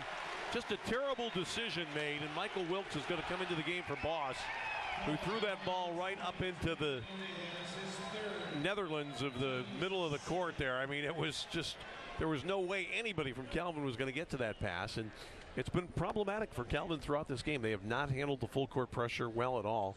Spacing's been terrible, and they don't have another natural ball handler out there to help out Cannone. That's 8 straight now. And really, if you go back to the last few seconds of the first half, 10 in a row. Yeah, you're right. For Hope. With that tip in at the buzzer there at the end of the half. It's going to be a foul on Towns, who got over the top on Bykirk. So Hope, as well as they've done here at the start of the second half, Brent, they've missed a couple of free throws. The first time they missed, they turned it into a basket, but that time they committed a foul.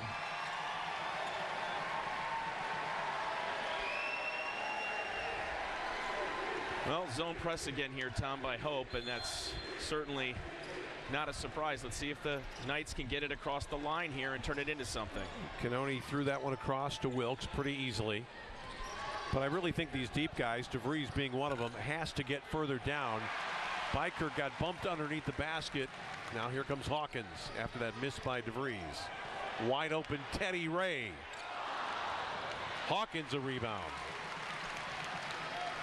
Suddenly Calvin being beaten to the punch on the glass. Beckman from the elbow. 2-point ball game. And now Beckman may have found his shot too. See, this is the problem that Calvin has. They get that ball to Morrison. He was ahead of the back. He turned toward his Preston Granger. Kind of telegraphed his intentions with that attempt to take a charge, and DeVries was able to sidestep him. So Jason Walter gets back in, and Morrison, who hasn't been able to contribute much offensively, just one 3-point goal in the game. Here is Hawkins, goes right hand. Boy, that was Dennis Towns who came in hard on Walter, but Walter picking right up where he left off in the first half. Cannoni now. Walter against Towns. It's a good matchup. That's good defending, though, by Towns. Really never let Jason Walter get his feet set. Beckman, that's for three. And here we go. It was only a matter of time, Tom, before Jason Beckman finds range. That's another bad entry. Calvin doesn't lose the ball, but it was tipped away. Now, as we see this, we're looking at right now, Calvin's got two guys standing at midcourt. They're basically contributing to their team's demise by not getting better spacing. You've got all 10 players occupying about half the court. Cannoni ran into some trouble. Bykirk. Amoros, high arching three. Boy, that was a cool shot. Very cool shot. Catch and shoot. Kelvin needed it. 47-43. Beckman curled, spun, and got it down. What I like about Beckman's game is that he can play number one, he can play the lead guard or the off guard. He'll move without the ball, which a lot of point guards won't naturally do. Here's Amoros. Tried to play to contact, didn't get it. Teddy Ray. Oh, another block by Walter. He is just a Pac-Man out there. Here's Bykirk up and under. Wasn't clean, but it was effective. Calvin back up by 4. Bykirk trying to warm to the task, and I think it's a good timeout taken here by Greg Mitchell. Wants to consolidate his team's position. I think his guys were getting a little bit tired with the frenetic pace of the first 5 minutes. This will be a 30-second timeout, so we'll stay here for this one. Well, possessions, Tom, are so critical at this point, especially if you're the Hope Flying Dutchman. You want to make sure that when you get up 4 here, that you're doing something good with the basketball. I think you're right. Greg Mitchell taking a timeout here. Let's see what he can spin here out of this timeout. Probably look for Beckman to get the ball here, I would suspect.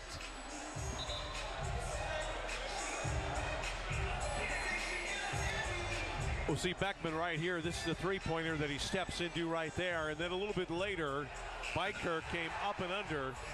Not exactly Jerry Stackhouse from years gone by, that famous dunk for North Carolina in a Duke game, but counted the same number of points.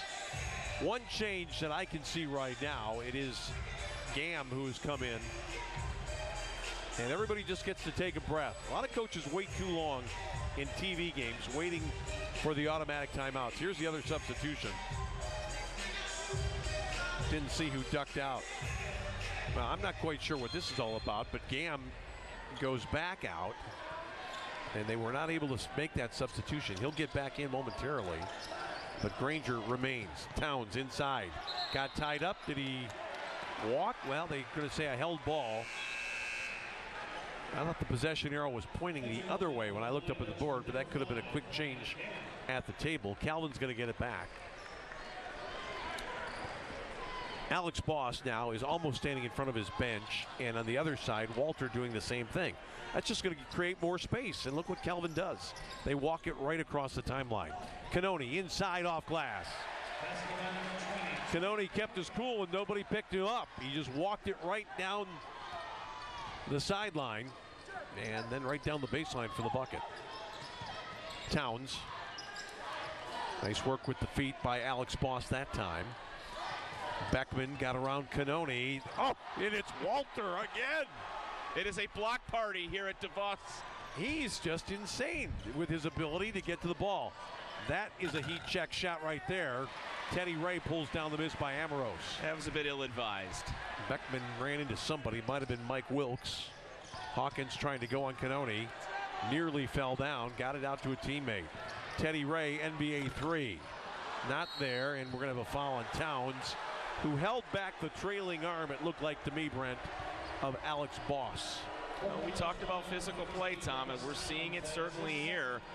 Hope needing to desperately play a little bit more physical, and that certainly has allowed them to jump back into this basketball game. Only trailing by 6 here. Calvin's ball.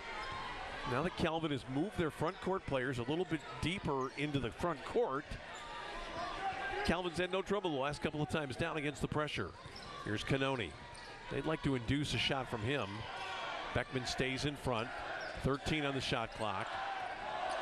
Nobody's buying the fake call out. Amoros going to continue on. Lefties it up. And there is Michael Wilkes, who missed the easiest shot he will ever get on the putback. Hawkins going on Cannoni. Very nearly traveled. Cannoni cut him off. Hawkins.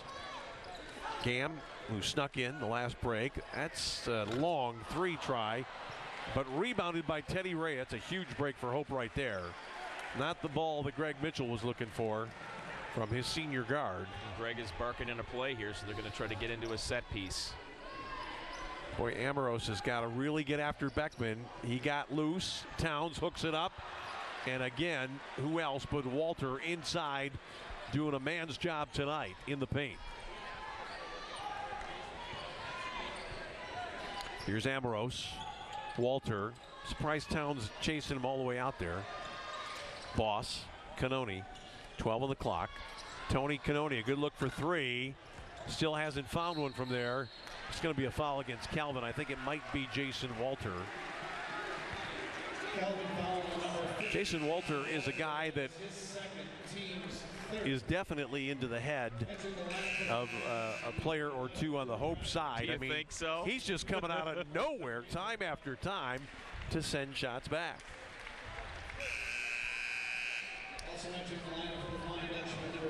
What a find he has been.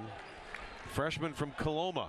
Or I should say junior from Coloma, 6'7" player.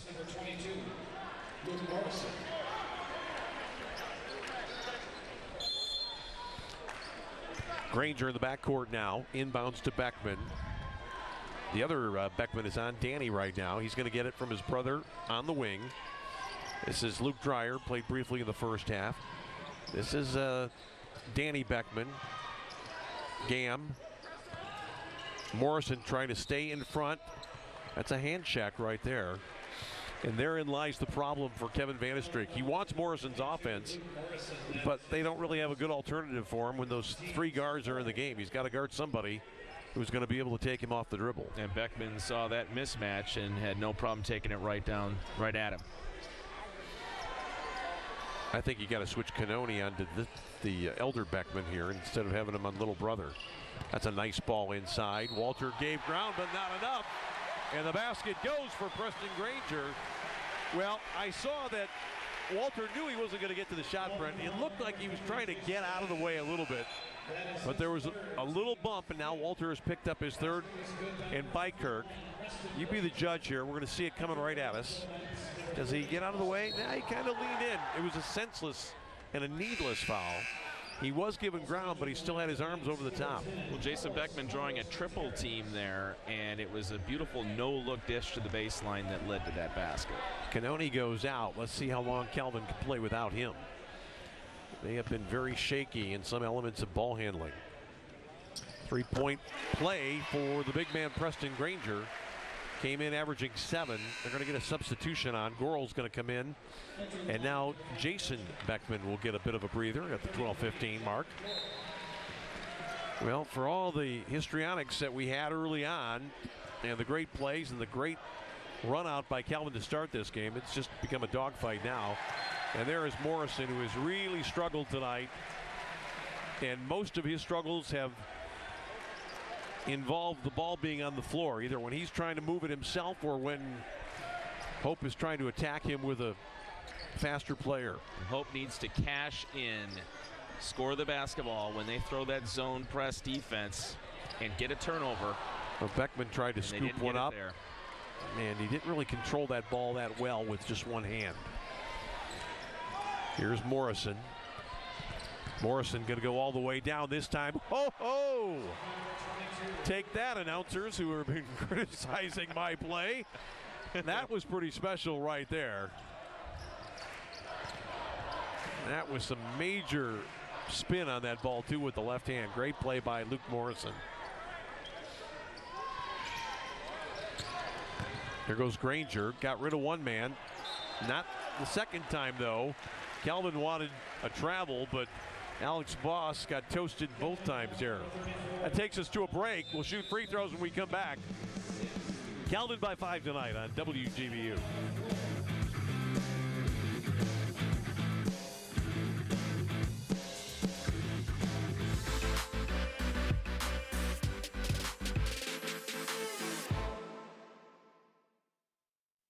Support for WGVU Public Media is provided by Macatawa Bank.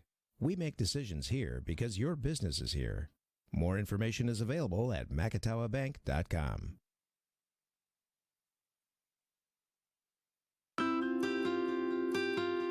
By recycling paper, plastics, metals, and more, Padness is making the world we live in a better one. Padness, recycling the world over and over.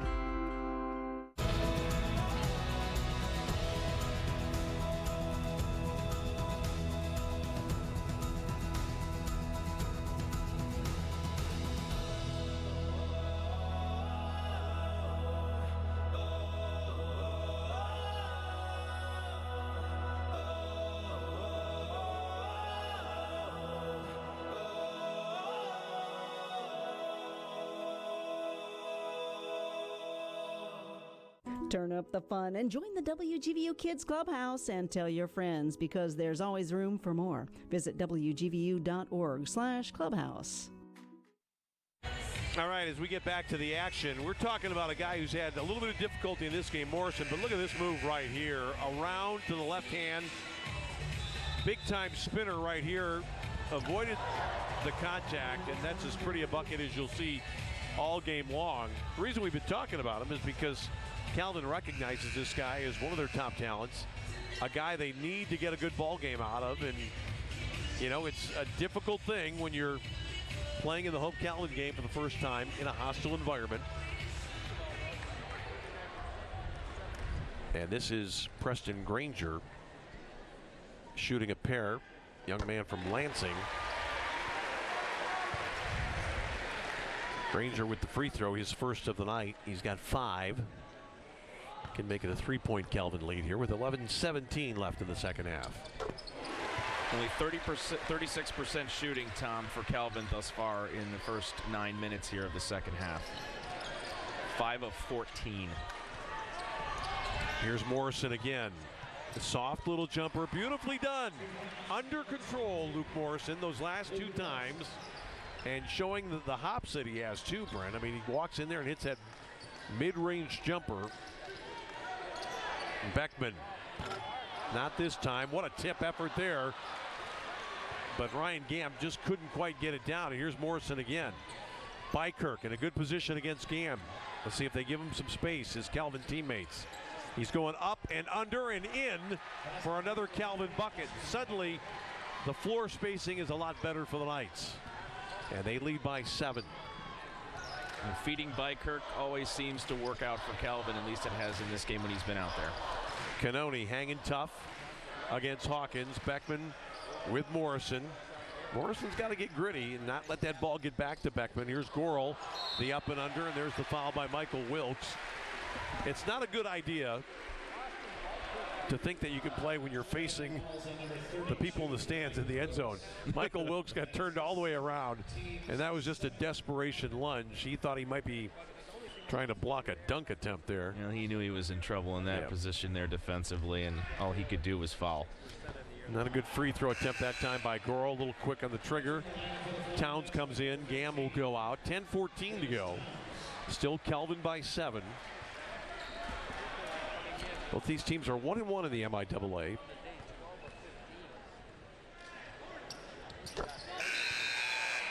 Goro splits the pair. And here's a big move by Vandestreek. He's going to take out Alex Boss, and he's going to hope that Jason Walter can play without fouling people. Cannoni against Beckman. This just sort of token man-to-man pressure here. Cannoni, Michael Wilkes. That's a nice entry down there deep to Bykirk. He's got people moving all around. Great footwork. Good drop step, and Bykirk has scored again. In the double team along the baseline there. Absolutely, Tom. Perfect play. Oh, and Bykirk makes the play here. Beckman was a little casual coming off that pick and roll, trying to just flip it up in the air, kind of a lob, and it really didn't work. Now Morrison. Morrison got triple teamed. Oh, it's a good play there, and what a delivery by Walter, who was really almost past the basket when he shot that ball. A lot more focus right now for Calvin on their offensive possessions, Tom. They are really finding the right players in the right positions, and everything is going right now, and here we are back up by 10, the Knights. Bykirk trying to block. That's a good no call down to the baseline by Kevin Quaker. Look at Walter with another block. Yeah. Really a veteran call by Kevin Quaker, who's been at it for a long time. Former college player himself, and he understands the game. A little bit of simulation, I thought, by the big guy the first time when he went down. And then Quaker didn't panic on that block call either, just said play on. Hawkins looking for Beckman. Towns instead. Beckman at the top. That's a quick trigger there. It's an air ball. Oh, and what a block again by Jason Walter. Shot clock violation. It's like Bill Russell. I mean, come on, he's everywhere. Morrison, spin move. And Jordan Jarrett's going to stop what would have been a basket. Common foul against Dante Hawkins. I believe that's his third. Well, Hope needs to figure out a way here, Tom, to get back to that aggressive play that they had coming out of halftime. We're starting to feel this leaking back or drifting back into the side of Calvin. Hope has to find a way here Calvin to fight is its way getting back the ball inside. This is a guy who can make it happen. Oh, Bykirk again. Against some pressure. Greg Mitchell's got to be thinking about a timeout. Nope, he's got a play he wants to run. Suddenly Calvin by 12 again.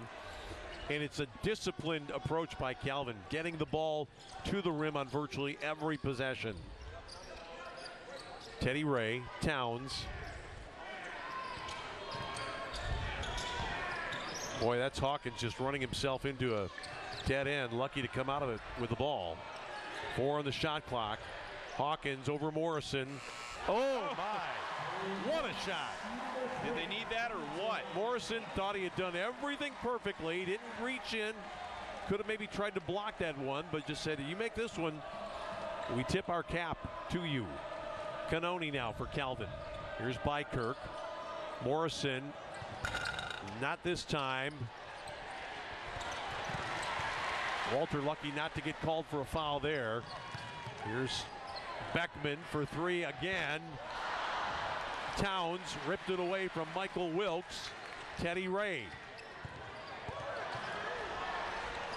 Towns jumped right in on Bykirk. Kevin Vandestreek said, you got to call something there, even if it's against my guy. Bykirk could have easily gotten his third right there, I think, Tom. But he's lucky he didn't. Now, it could have gone the other way either. Also, in the end, they just didn't do anything. Mike Wilkes forces a terrible shot. What do we have here? Is this going to be Bykirk? I believe it is, picking up a foul with 7:10 remaining, and suddenly Calvin gets a little unglued after a triple and an inside basket. We're going to take a break right now and come back with more from Holland after this.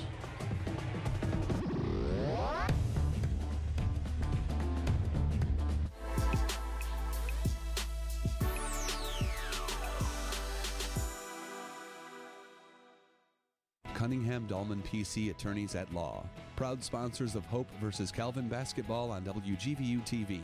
Cunningham Dolman PC. Accessible, responsive, effective.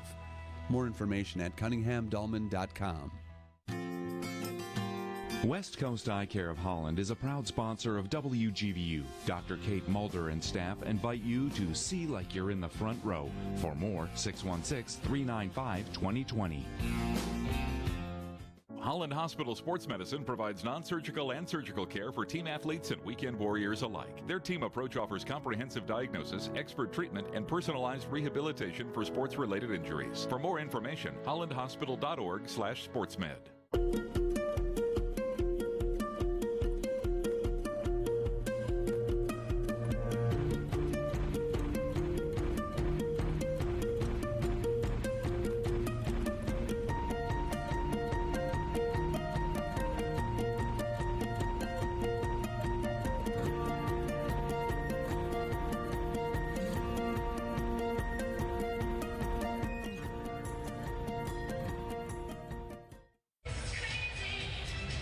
Well, this game has been seen on WGVU TV for a little over 20 years now, and every year that it's been done with assistance from our friends at WZZM TV, the ABC affiliate. We thank them again for the many different ways in which they help us out, not the least of which is loaning us Brent Ashcroft for the night.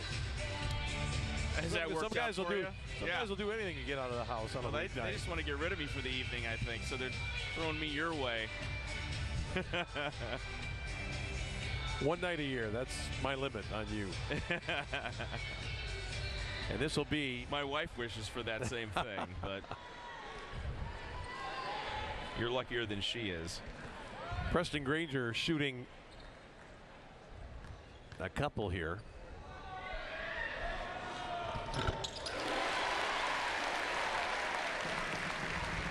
And the first one goes down for Granger. 63-57 with 7:10 to go. Plenty of time left here, Tom, for Hope to put together another one of those runs. They've had a couple in this game. And Granger, a young man from Lansing, knocks down two to make it a 5-point game. And suddenly Kelvin having difficulty again getting into the backcourt. Cannoni just wants his guys to clear out, and he'll take it across against Beckman. It's not the same kind of press that we saw from Hope in the first half. Here's Austin Bykirk. Carlos Amoros. That ball was touched out of bounds by Hawkins with 16 on the shot clock. So with Morrison out, you suffer a little bit because offensively he's not he's more of a threat than Amoros is. But at the other end, you probably have a better defender against these explosive Hope guards. And let's see if Calvin continues the same discipline here. Amoros got a good shot. Nice put back there. And who else but Jason Walter? He is literally everywhere tonight. 7-point lead. Walter with 14. Man, he has been so big inside. Here's Hawkins. Traveled with the basketball. Dante has a tendency to do that a little bit. He's leaning in, playing for contact. If you don't get the contact, you're putting yourself in a real bad way because you're out of balance, out of control, and that time he walked. Let's see if Amoros can help out with the ball handling duties here. Got it to Mike Wilkes again. And now Cannoni, who's the man that they trust most, their senior. Cannoni spins inside, and then he traveled trying to drop it off. Not a bad idea there by Cannoni. I thought he was going to go all the way on the baseline. Probably should have just jump stopped and dished it off to Mike Wilkes. Hawkins now as we get down to 6:15 left in the second half. Teddy Ray.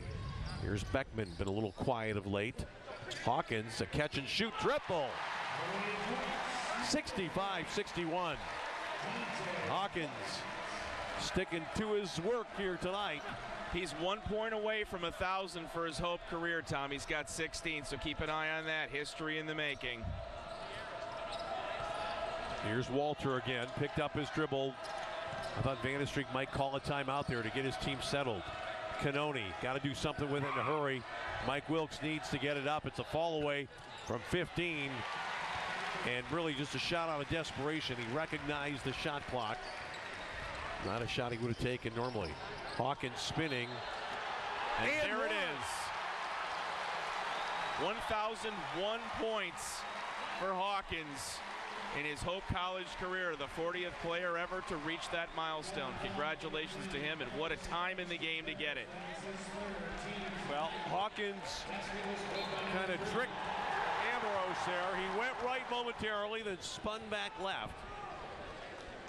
And the three-point play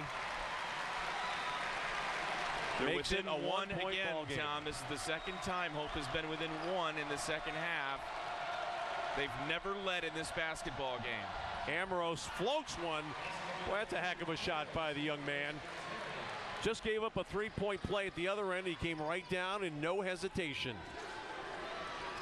Beautiful basketball by both sides. Ray for three, no. Bykirk. Thought that was a little quick on the draw, but it was a good look for Teddy Ray. There's Canoni. We haven't seen Derek DeVries hardly at all in this half.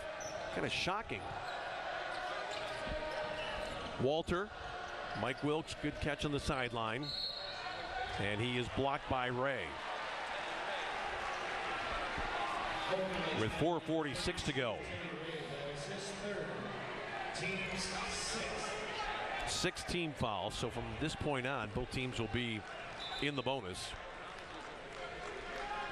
Kelvin has committed 9 fouls in the half, so the next foul against them means 2 points, or 2 shots the rest of the way. Canoni.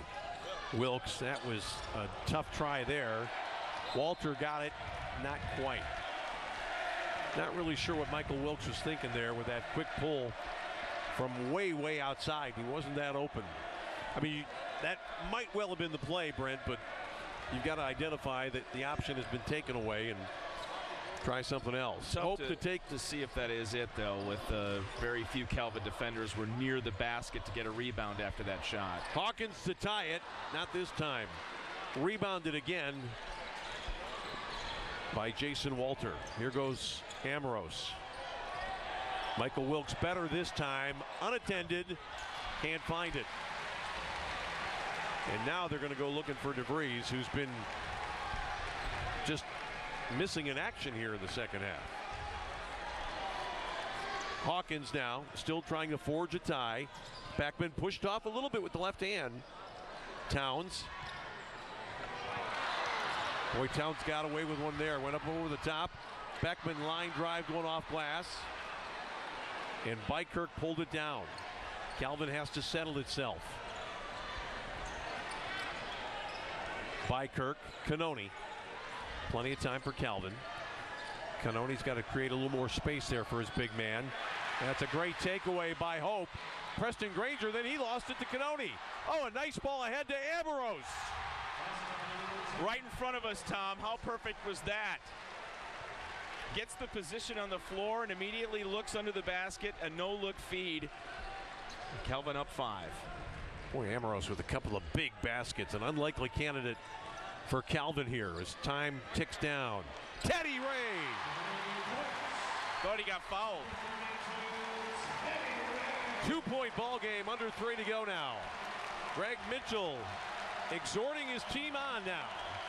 DeVries is still trying to get in the game. How long will Vandestreek ride with this particular configuration? It's a takeaway, knocked away by Beckman. Hope can take the lead. Thought about a couple of threes. Here's Granger to tie it. Not there, and bothered again by Jason Walter. Oh, my goodness. I've lost, I can't even describe it. He's not the biggest guy out there, but when the ball goes up, he's Spider-Man. Ambrose. And with 2:15 left to go, Hope, I think, is going to talk about it. They're going to take a break. 69-67. Still more to come tonight on WGVU.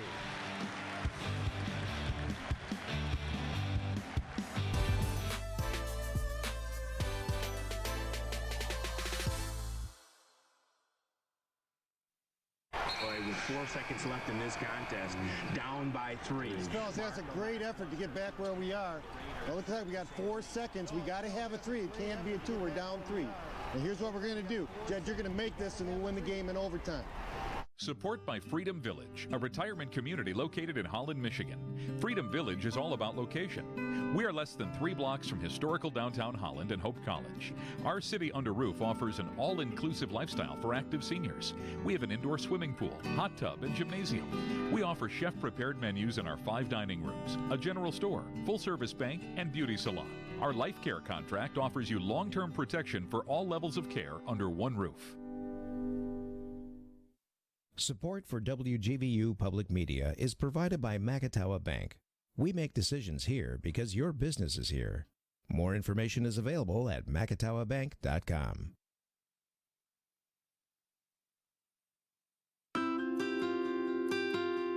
By recycling paper, plastics, metals, and more, Padness is making the world we live in a better one. Padness, recycling the world over and over. All right, well, a couple of moments ago, we saw a steal coming up right here by Hope. Well, this is going to be the three-pointer by Teddy Ray, but we also saw the play where the ball was taken away in front of the Calvin bench, and then Granger lost it to Cannoni, who picked his pocket, and watch his soft no-look lob to Amoros for the bucket. And now it's Hope with a chance to tie or take the lead. I think psychologically here, if you're Calvin, you do not, under any circumstances, want to allow a 3 on this possession. I think you're absolutely right. You don't want to fall behind after leading the entire ball game. Beckman is out there with Amoros. He's going to have to step up in a hurry. Beckman's going inside, tipped by Amoros. Ray could have pulled the trigger. Still plenty of time. Beckman wanted it back. Here's Hawkins on Cannoni. Ball into the bottom of the net. Tie ball game. Preston Granger, 1:45 left. Give Hope College credit, Tom, for staying with it. They looked like they were going to be run out of this gym on 3 or 4 separate occasions. And here we are tied for the first time since 0-0. That's a walk by Amoros. He felt he was shoved, but he moved his feet. And now Boss is going to come back in. Calvin Brent Ashcroft has been ahead since the beginning. There has been no point in this game where Hope has been tied except for a 0-0 or ahead. And DeVries just took another seat, Tom, so his second half of not really being involved in this game after such a great first half is still a head scratcher. Yeah, got to be possibly illness. Don't think it was an injury. Here's Ray. Beckman, touched by Amoros. Almost went from the goat to the hero. 8 on the shot clock. You know this guy's not afraid to get it up on the rim. Are you kidding me? A shot clock violation here? Oh!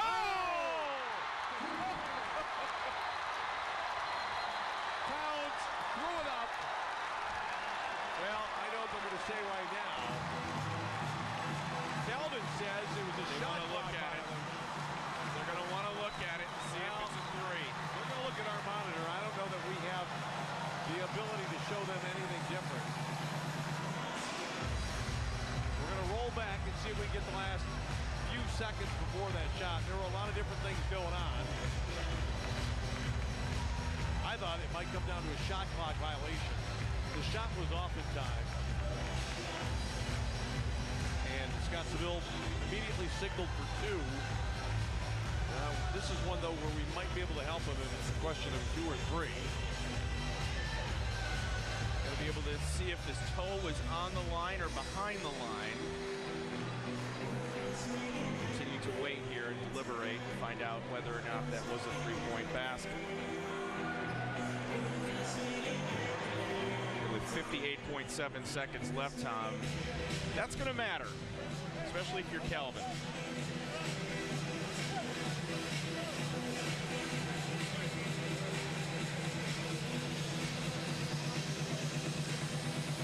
Well, they're going to take another look at it again. The call, as it was made immediately, was for a 2-point shot. It was just nothing but a desperation heave by Towns, who was the last guy probably that Hope wanted shooting. They're going to say it's a 2-point goal.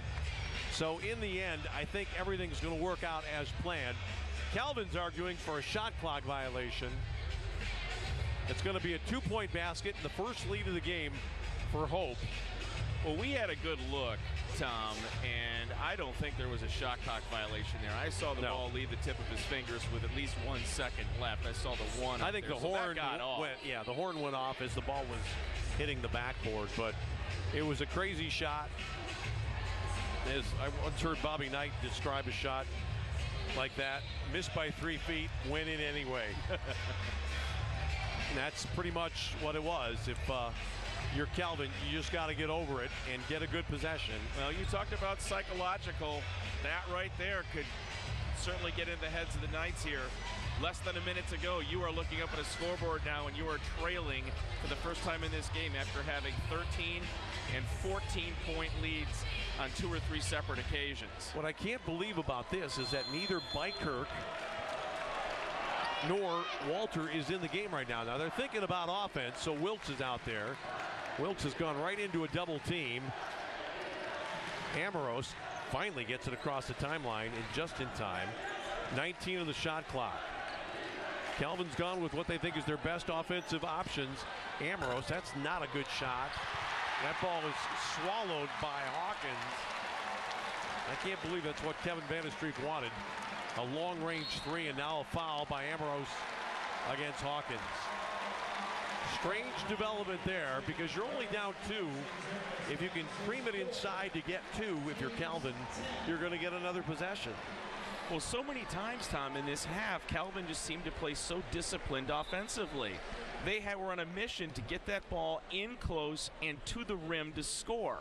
So in a situation like that, to take a long shot, knowing that possession mattered so much, could come back to haunt them.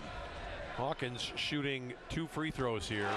That's a 3-point ball game now. Now you might need your 3-point shooters in here, but we lost something on the shot clock here. Now they're going to try to get a reset. 30.7. They're going to tell people.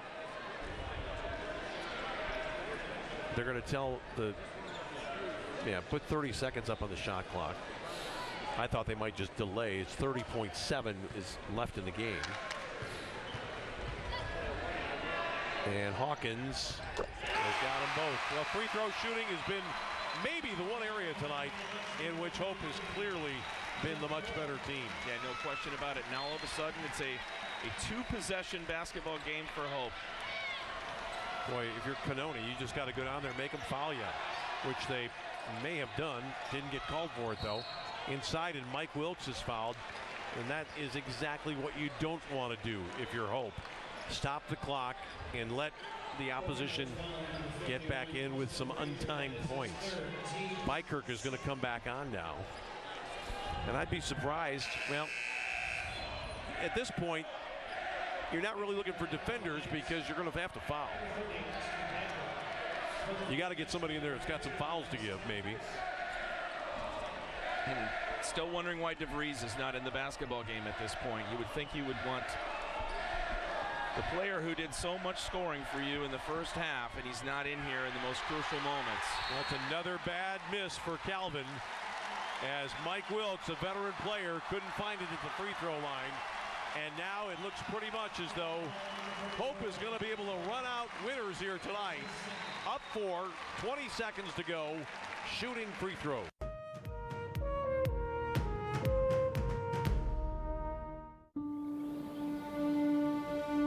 I remember driving into the valley and sort of feeling like I had somehow arrived. There's absolutely magic in that valley. Yosemite is natural beauty on a grand scale.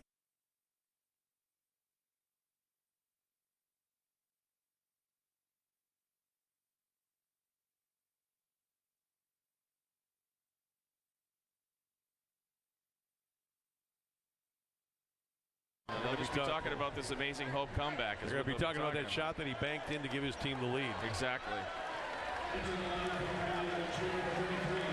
Now, when you airball it, my guess is the next one is not going to lack for distance. It's kind of like putting. Don't be short twice in a row. Wow. Got it on the rim. Calvin can't get on the basketball, and it's going to be possession to Calvin with 15 seconds remaining. And the good news for Hope on that, I guess, is 5 more seconds came off the clock on that scrum. I looked up at the possession. I was looking up at the arrow pointing toward Calvin, but it's pointing toward Hope's side, so I got confused on that. It is Hope's basketball. We'll look for a quick foul here. Beckman is already at the free throw line practicing his free throw motion. Yeah. He knows what's coming next. It's probably going to go to him. I'm shocked they've left Towns in the game. They'd leave him wide open if they could. And there's the foul. Yeah, wrong guy to get the ball. Well, they were looking to get it to him. They know he's their best free throw shooter, so here's 2 more perhaps to really seal this up. Pretty hard to see how this one got away from Calvin. But I think it was just a question where in the last 10 minutes of the game, they just couldn't get comfortable with the personnel that they needed on the floor at the offensive end. And right at that last little exchange, we saw both Bykirk and Walter not in the game. And hopefully Ryan Terpstra afterwards can find out why Derek DeVries did not play much here in the second half and was not a factor. You know, I've been looking at him on the bench. He just didn't look quite right to me, like maybe it's a little bit of illness. That's going to wrap it up for Hope right there. 2 free throws by Beckman. Cannoni's got to go right down the middle. Bykirk for 3. Oh! Still Hope for Calvin. 75-72. Well, it would still take something close to a miracle here for Calvin, unless the Knights can get a turnover on the inbounds pass. If Hope gets the ball inbounds, this game should be over. But there is time. 7.7. Well, you can expect to see a quick foul here, Tom, for sure, putting Hope back at the free throw line. And if one of those 2 free throws is made, then this is a Flying Dutchman victory.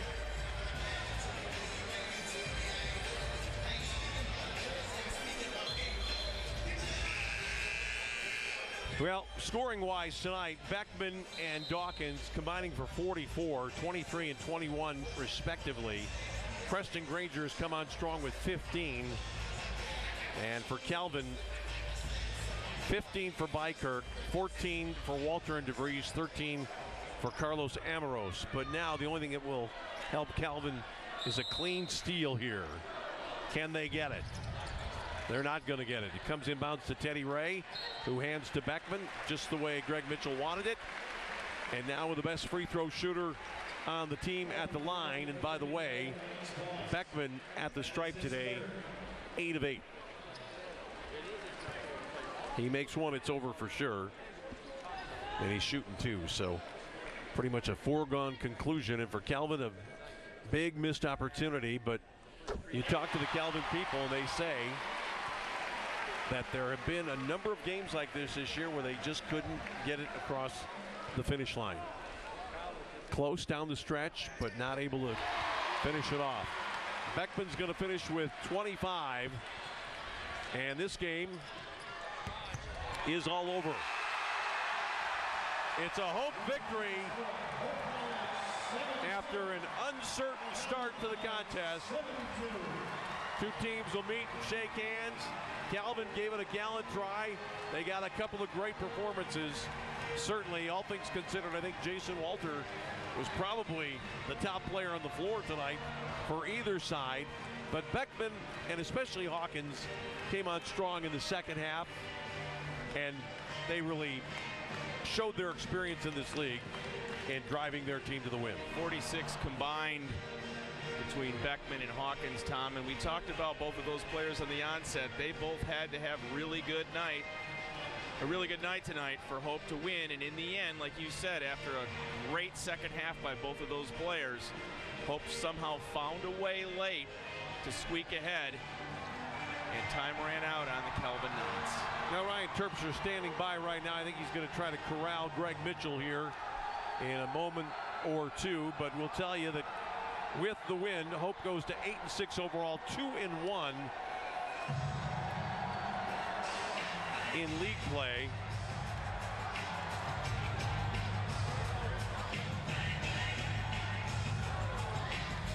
Calvin will drop to 5-10 overall, 1-2 in the MIAA.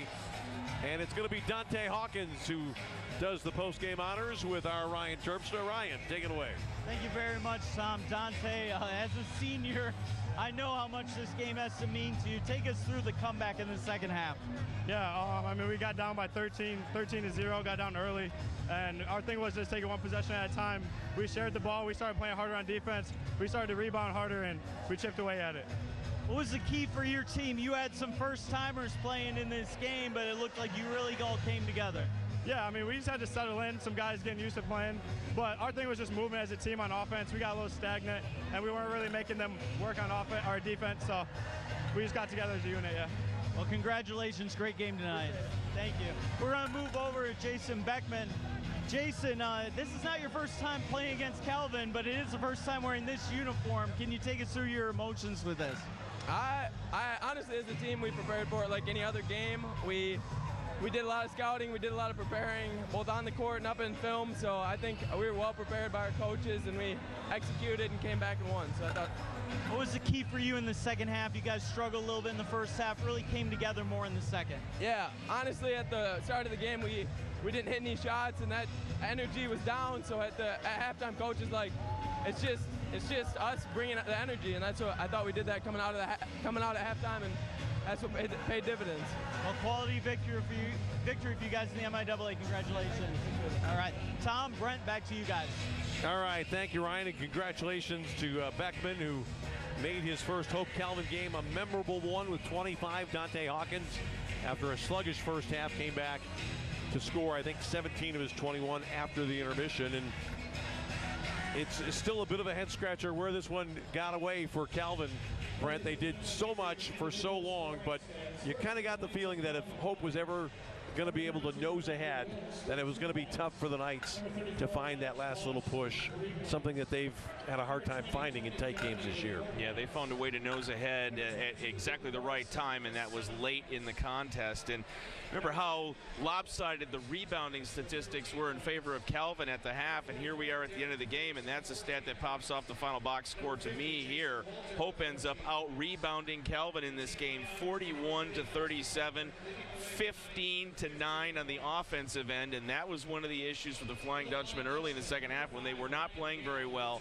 So in the end, Hope really, really cleaned things up and came out in the second half with a very different tone, a very different message. They stayed patient, and they found a way to wear down this Calvin basketball team and win in the late minutes. Okay, we'll take one more quick break here. We'll come back with our players of the game tonight from Holland here on WGVU.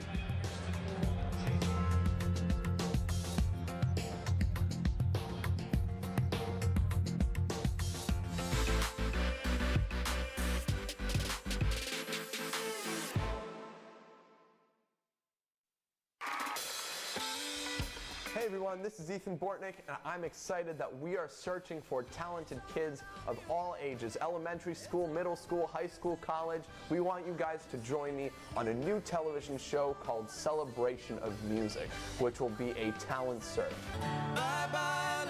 Now we are looking for talented musicians, singers, dancers, bands, a cappella groups, choirs, and any kids or young adults that want to share their music right here on television. See the light as it shines on the sea. So to submit your performance, go online to celebrationofmusic.com and send us your video of a performance. And the winners will actually get to join me in a live concert in front of thousands of people. How cool is that? So if you want to join us, go to celebrationofmusic.com, share your music with us, and you may be picked to appear right here on television. But no one knows.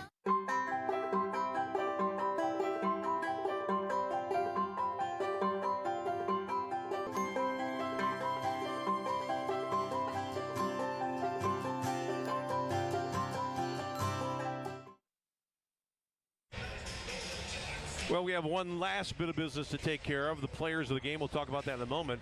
If you're an MIAA basketball fan, we assume that's the case tonight if you're watching this one. Adrian, in the battle of the two league unbeatens, won tonight at Trine in overtime, 74-67. So Adrian moves on, now 3-0 in league play with a game coming up at home, I believe, against Hope this Saturday, and then Trine moves into Grand Rapids to play Calvin on Saturday. Trine and Hope now tied for second. Our players of the game, first guy we want to talk about, did so many things for Calvin tonight. His play at the defensive end was just astonishing. Jason Walter, 6 of 7 from the floor, 14 points on the night, all kinds of rebounds, and on the sheet it has him for, count them, 9 block shots. Amazing performance. Nobody would have ever envisioned that from him tonight, but yeah, you're right. He was a catalyst for Calvin throughout the night, and without his play and without those blocks, Hope could have certainly found a way back into this game earlier than it did, but boy, oh boy, was he a fantastic player. Yeah, he was just a man among boys tonight, and down in the bloody nose part of the lane where the dirty work and the tough stuff gets done. For Calvin, player of the game, well, or I should say for Hope, for player of the game, it's Jason Beckman. Not great from the floor, 7 of 18, but 10 out of 10 from the free throw line, and a steady hand when you needed it most down the stretch. There was no doubt in anybody's mind that he was going to nail those free throws that locked the game up. So Beckman, in his first game against Calvin as a Hope player after playing 2 previous years in Alma, gets it done for his team, and he is the player of the game for Hope. So Brent, final comment on this one. Well, if you're the Hope Flying Dutchman, you have to be thrilled and extremely excited for the way this game certainly went early on, down 13-0 to start the game, and then a couple of times I believe they were down 14 in this game late in the first half and then again in the second half. And to find a way back the way that they did, Greg Mitchell certainly must have had a message for his team of epic proportions in that halftime. I would have liked to have had a mic in there to hear that one, Tom, because his team certainly came out and they just stayed poised and they stayed on task the entire half and found a way to wear down this Calvin team and come away with a crucial victory. A lot of coaches will tell you that the most important statistic night in, night out in basketball is rebounding. Hope got 13 rebounds in the first half, 28 in the second half, and that made a huge difference as they started to win the physical battles. Individual scoring leaders in this game, we talked about it a moment ago. Bykirk with 15 for Calvin, DeVries and Walter with 14, Carlos Amoros with 13.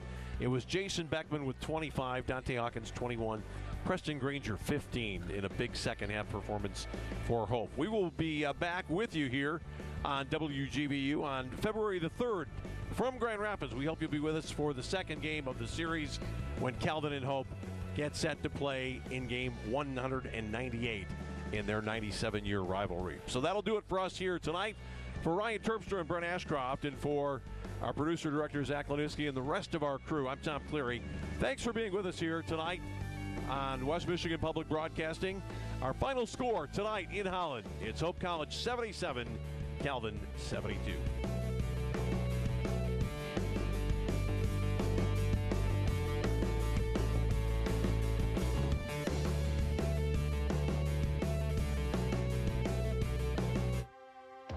This special live broadcast is brought to you by these West Michigan organizations. The Community Foundation of the Holland-Zeeland area. Today, tomorrow, forever. Cunningham Dahlman PC. Accessible, responsive, effective. Eastern Floral, a West Michigan tradition for over 65 years. Freedom Village, enriching the lives of those they serve with compassion, respect, excellence,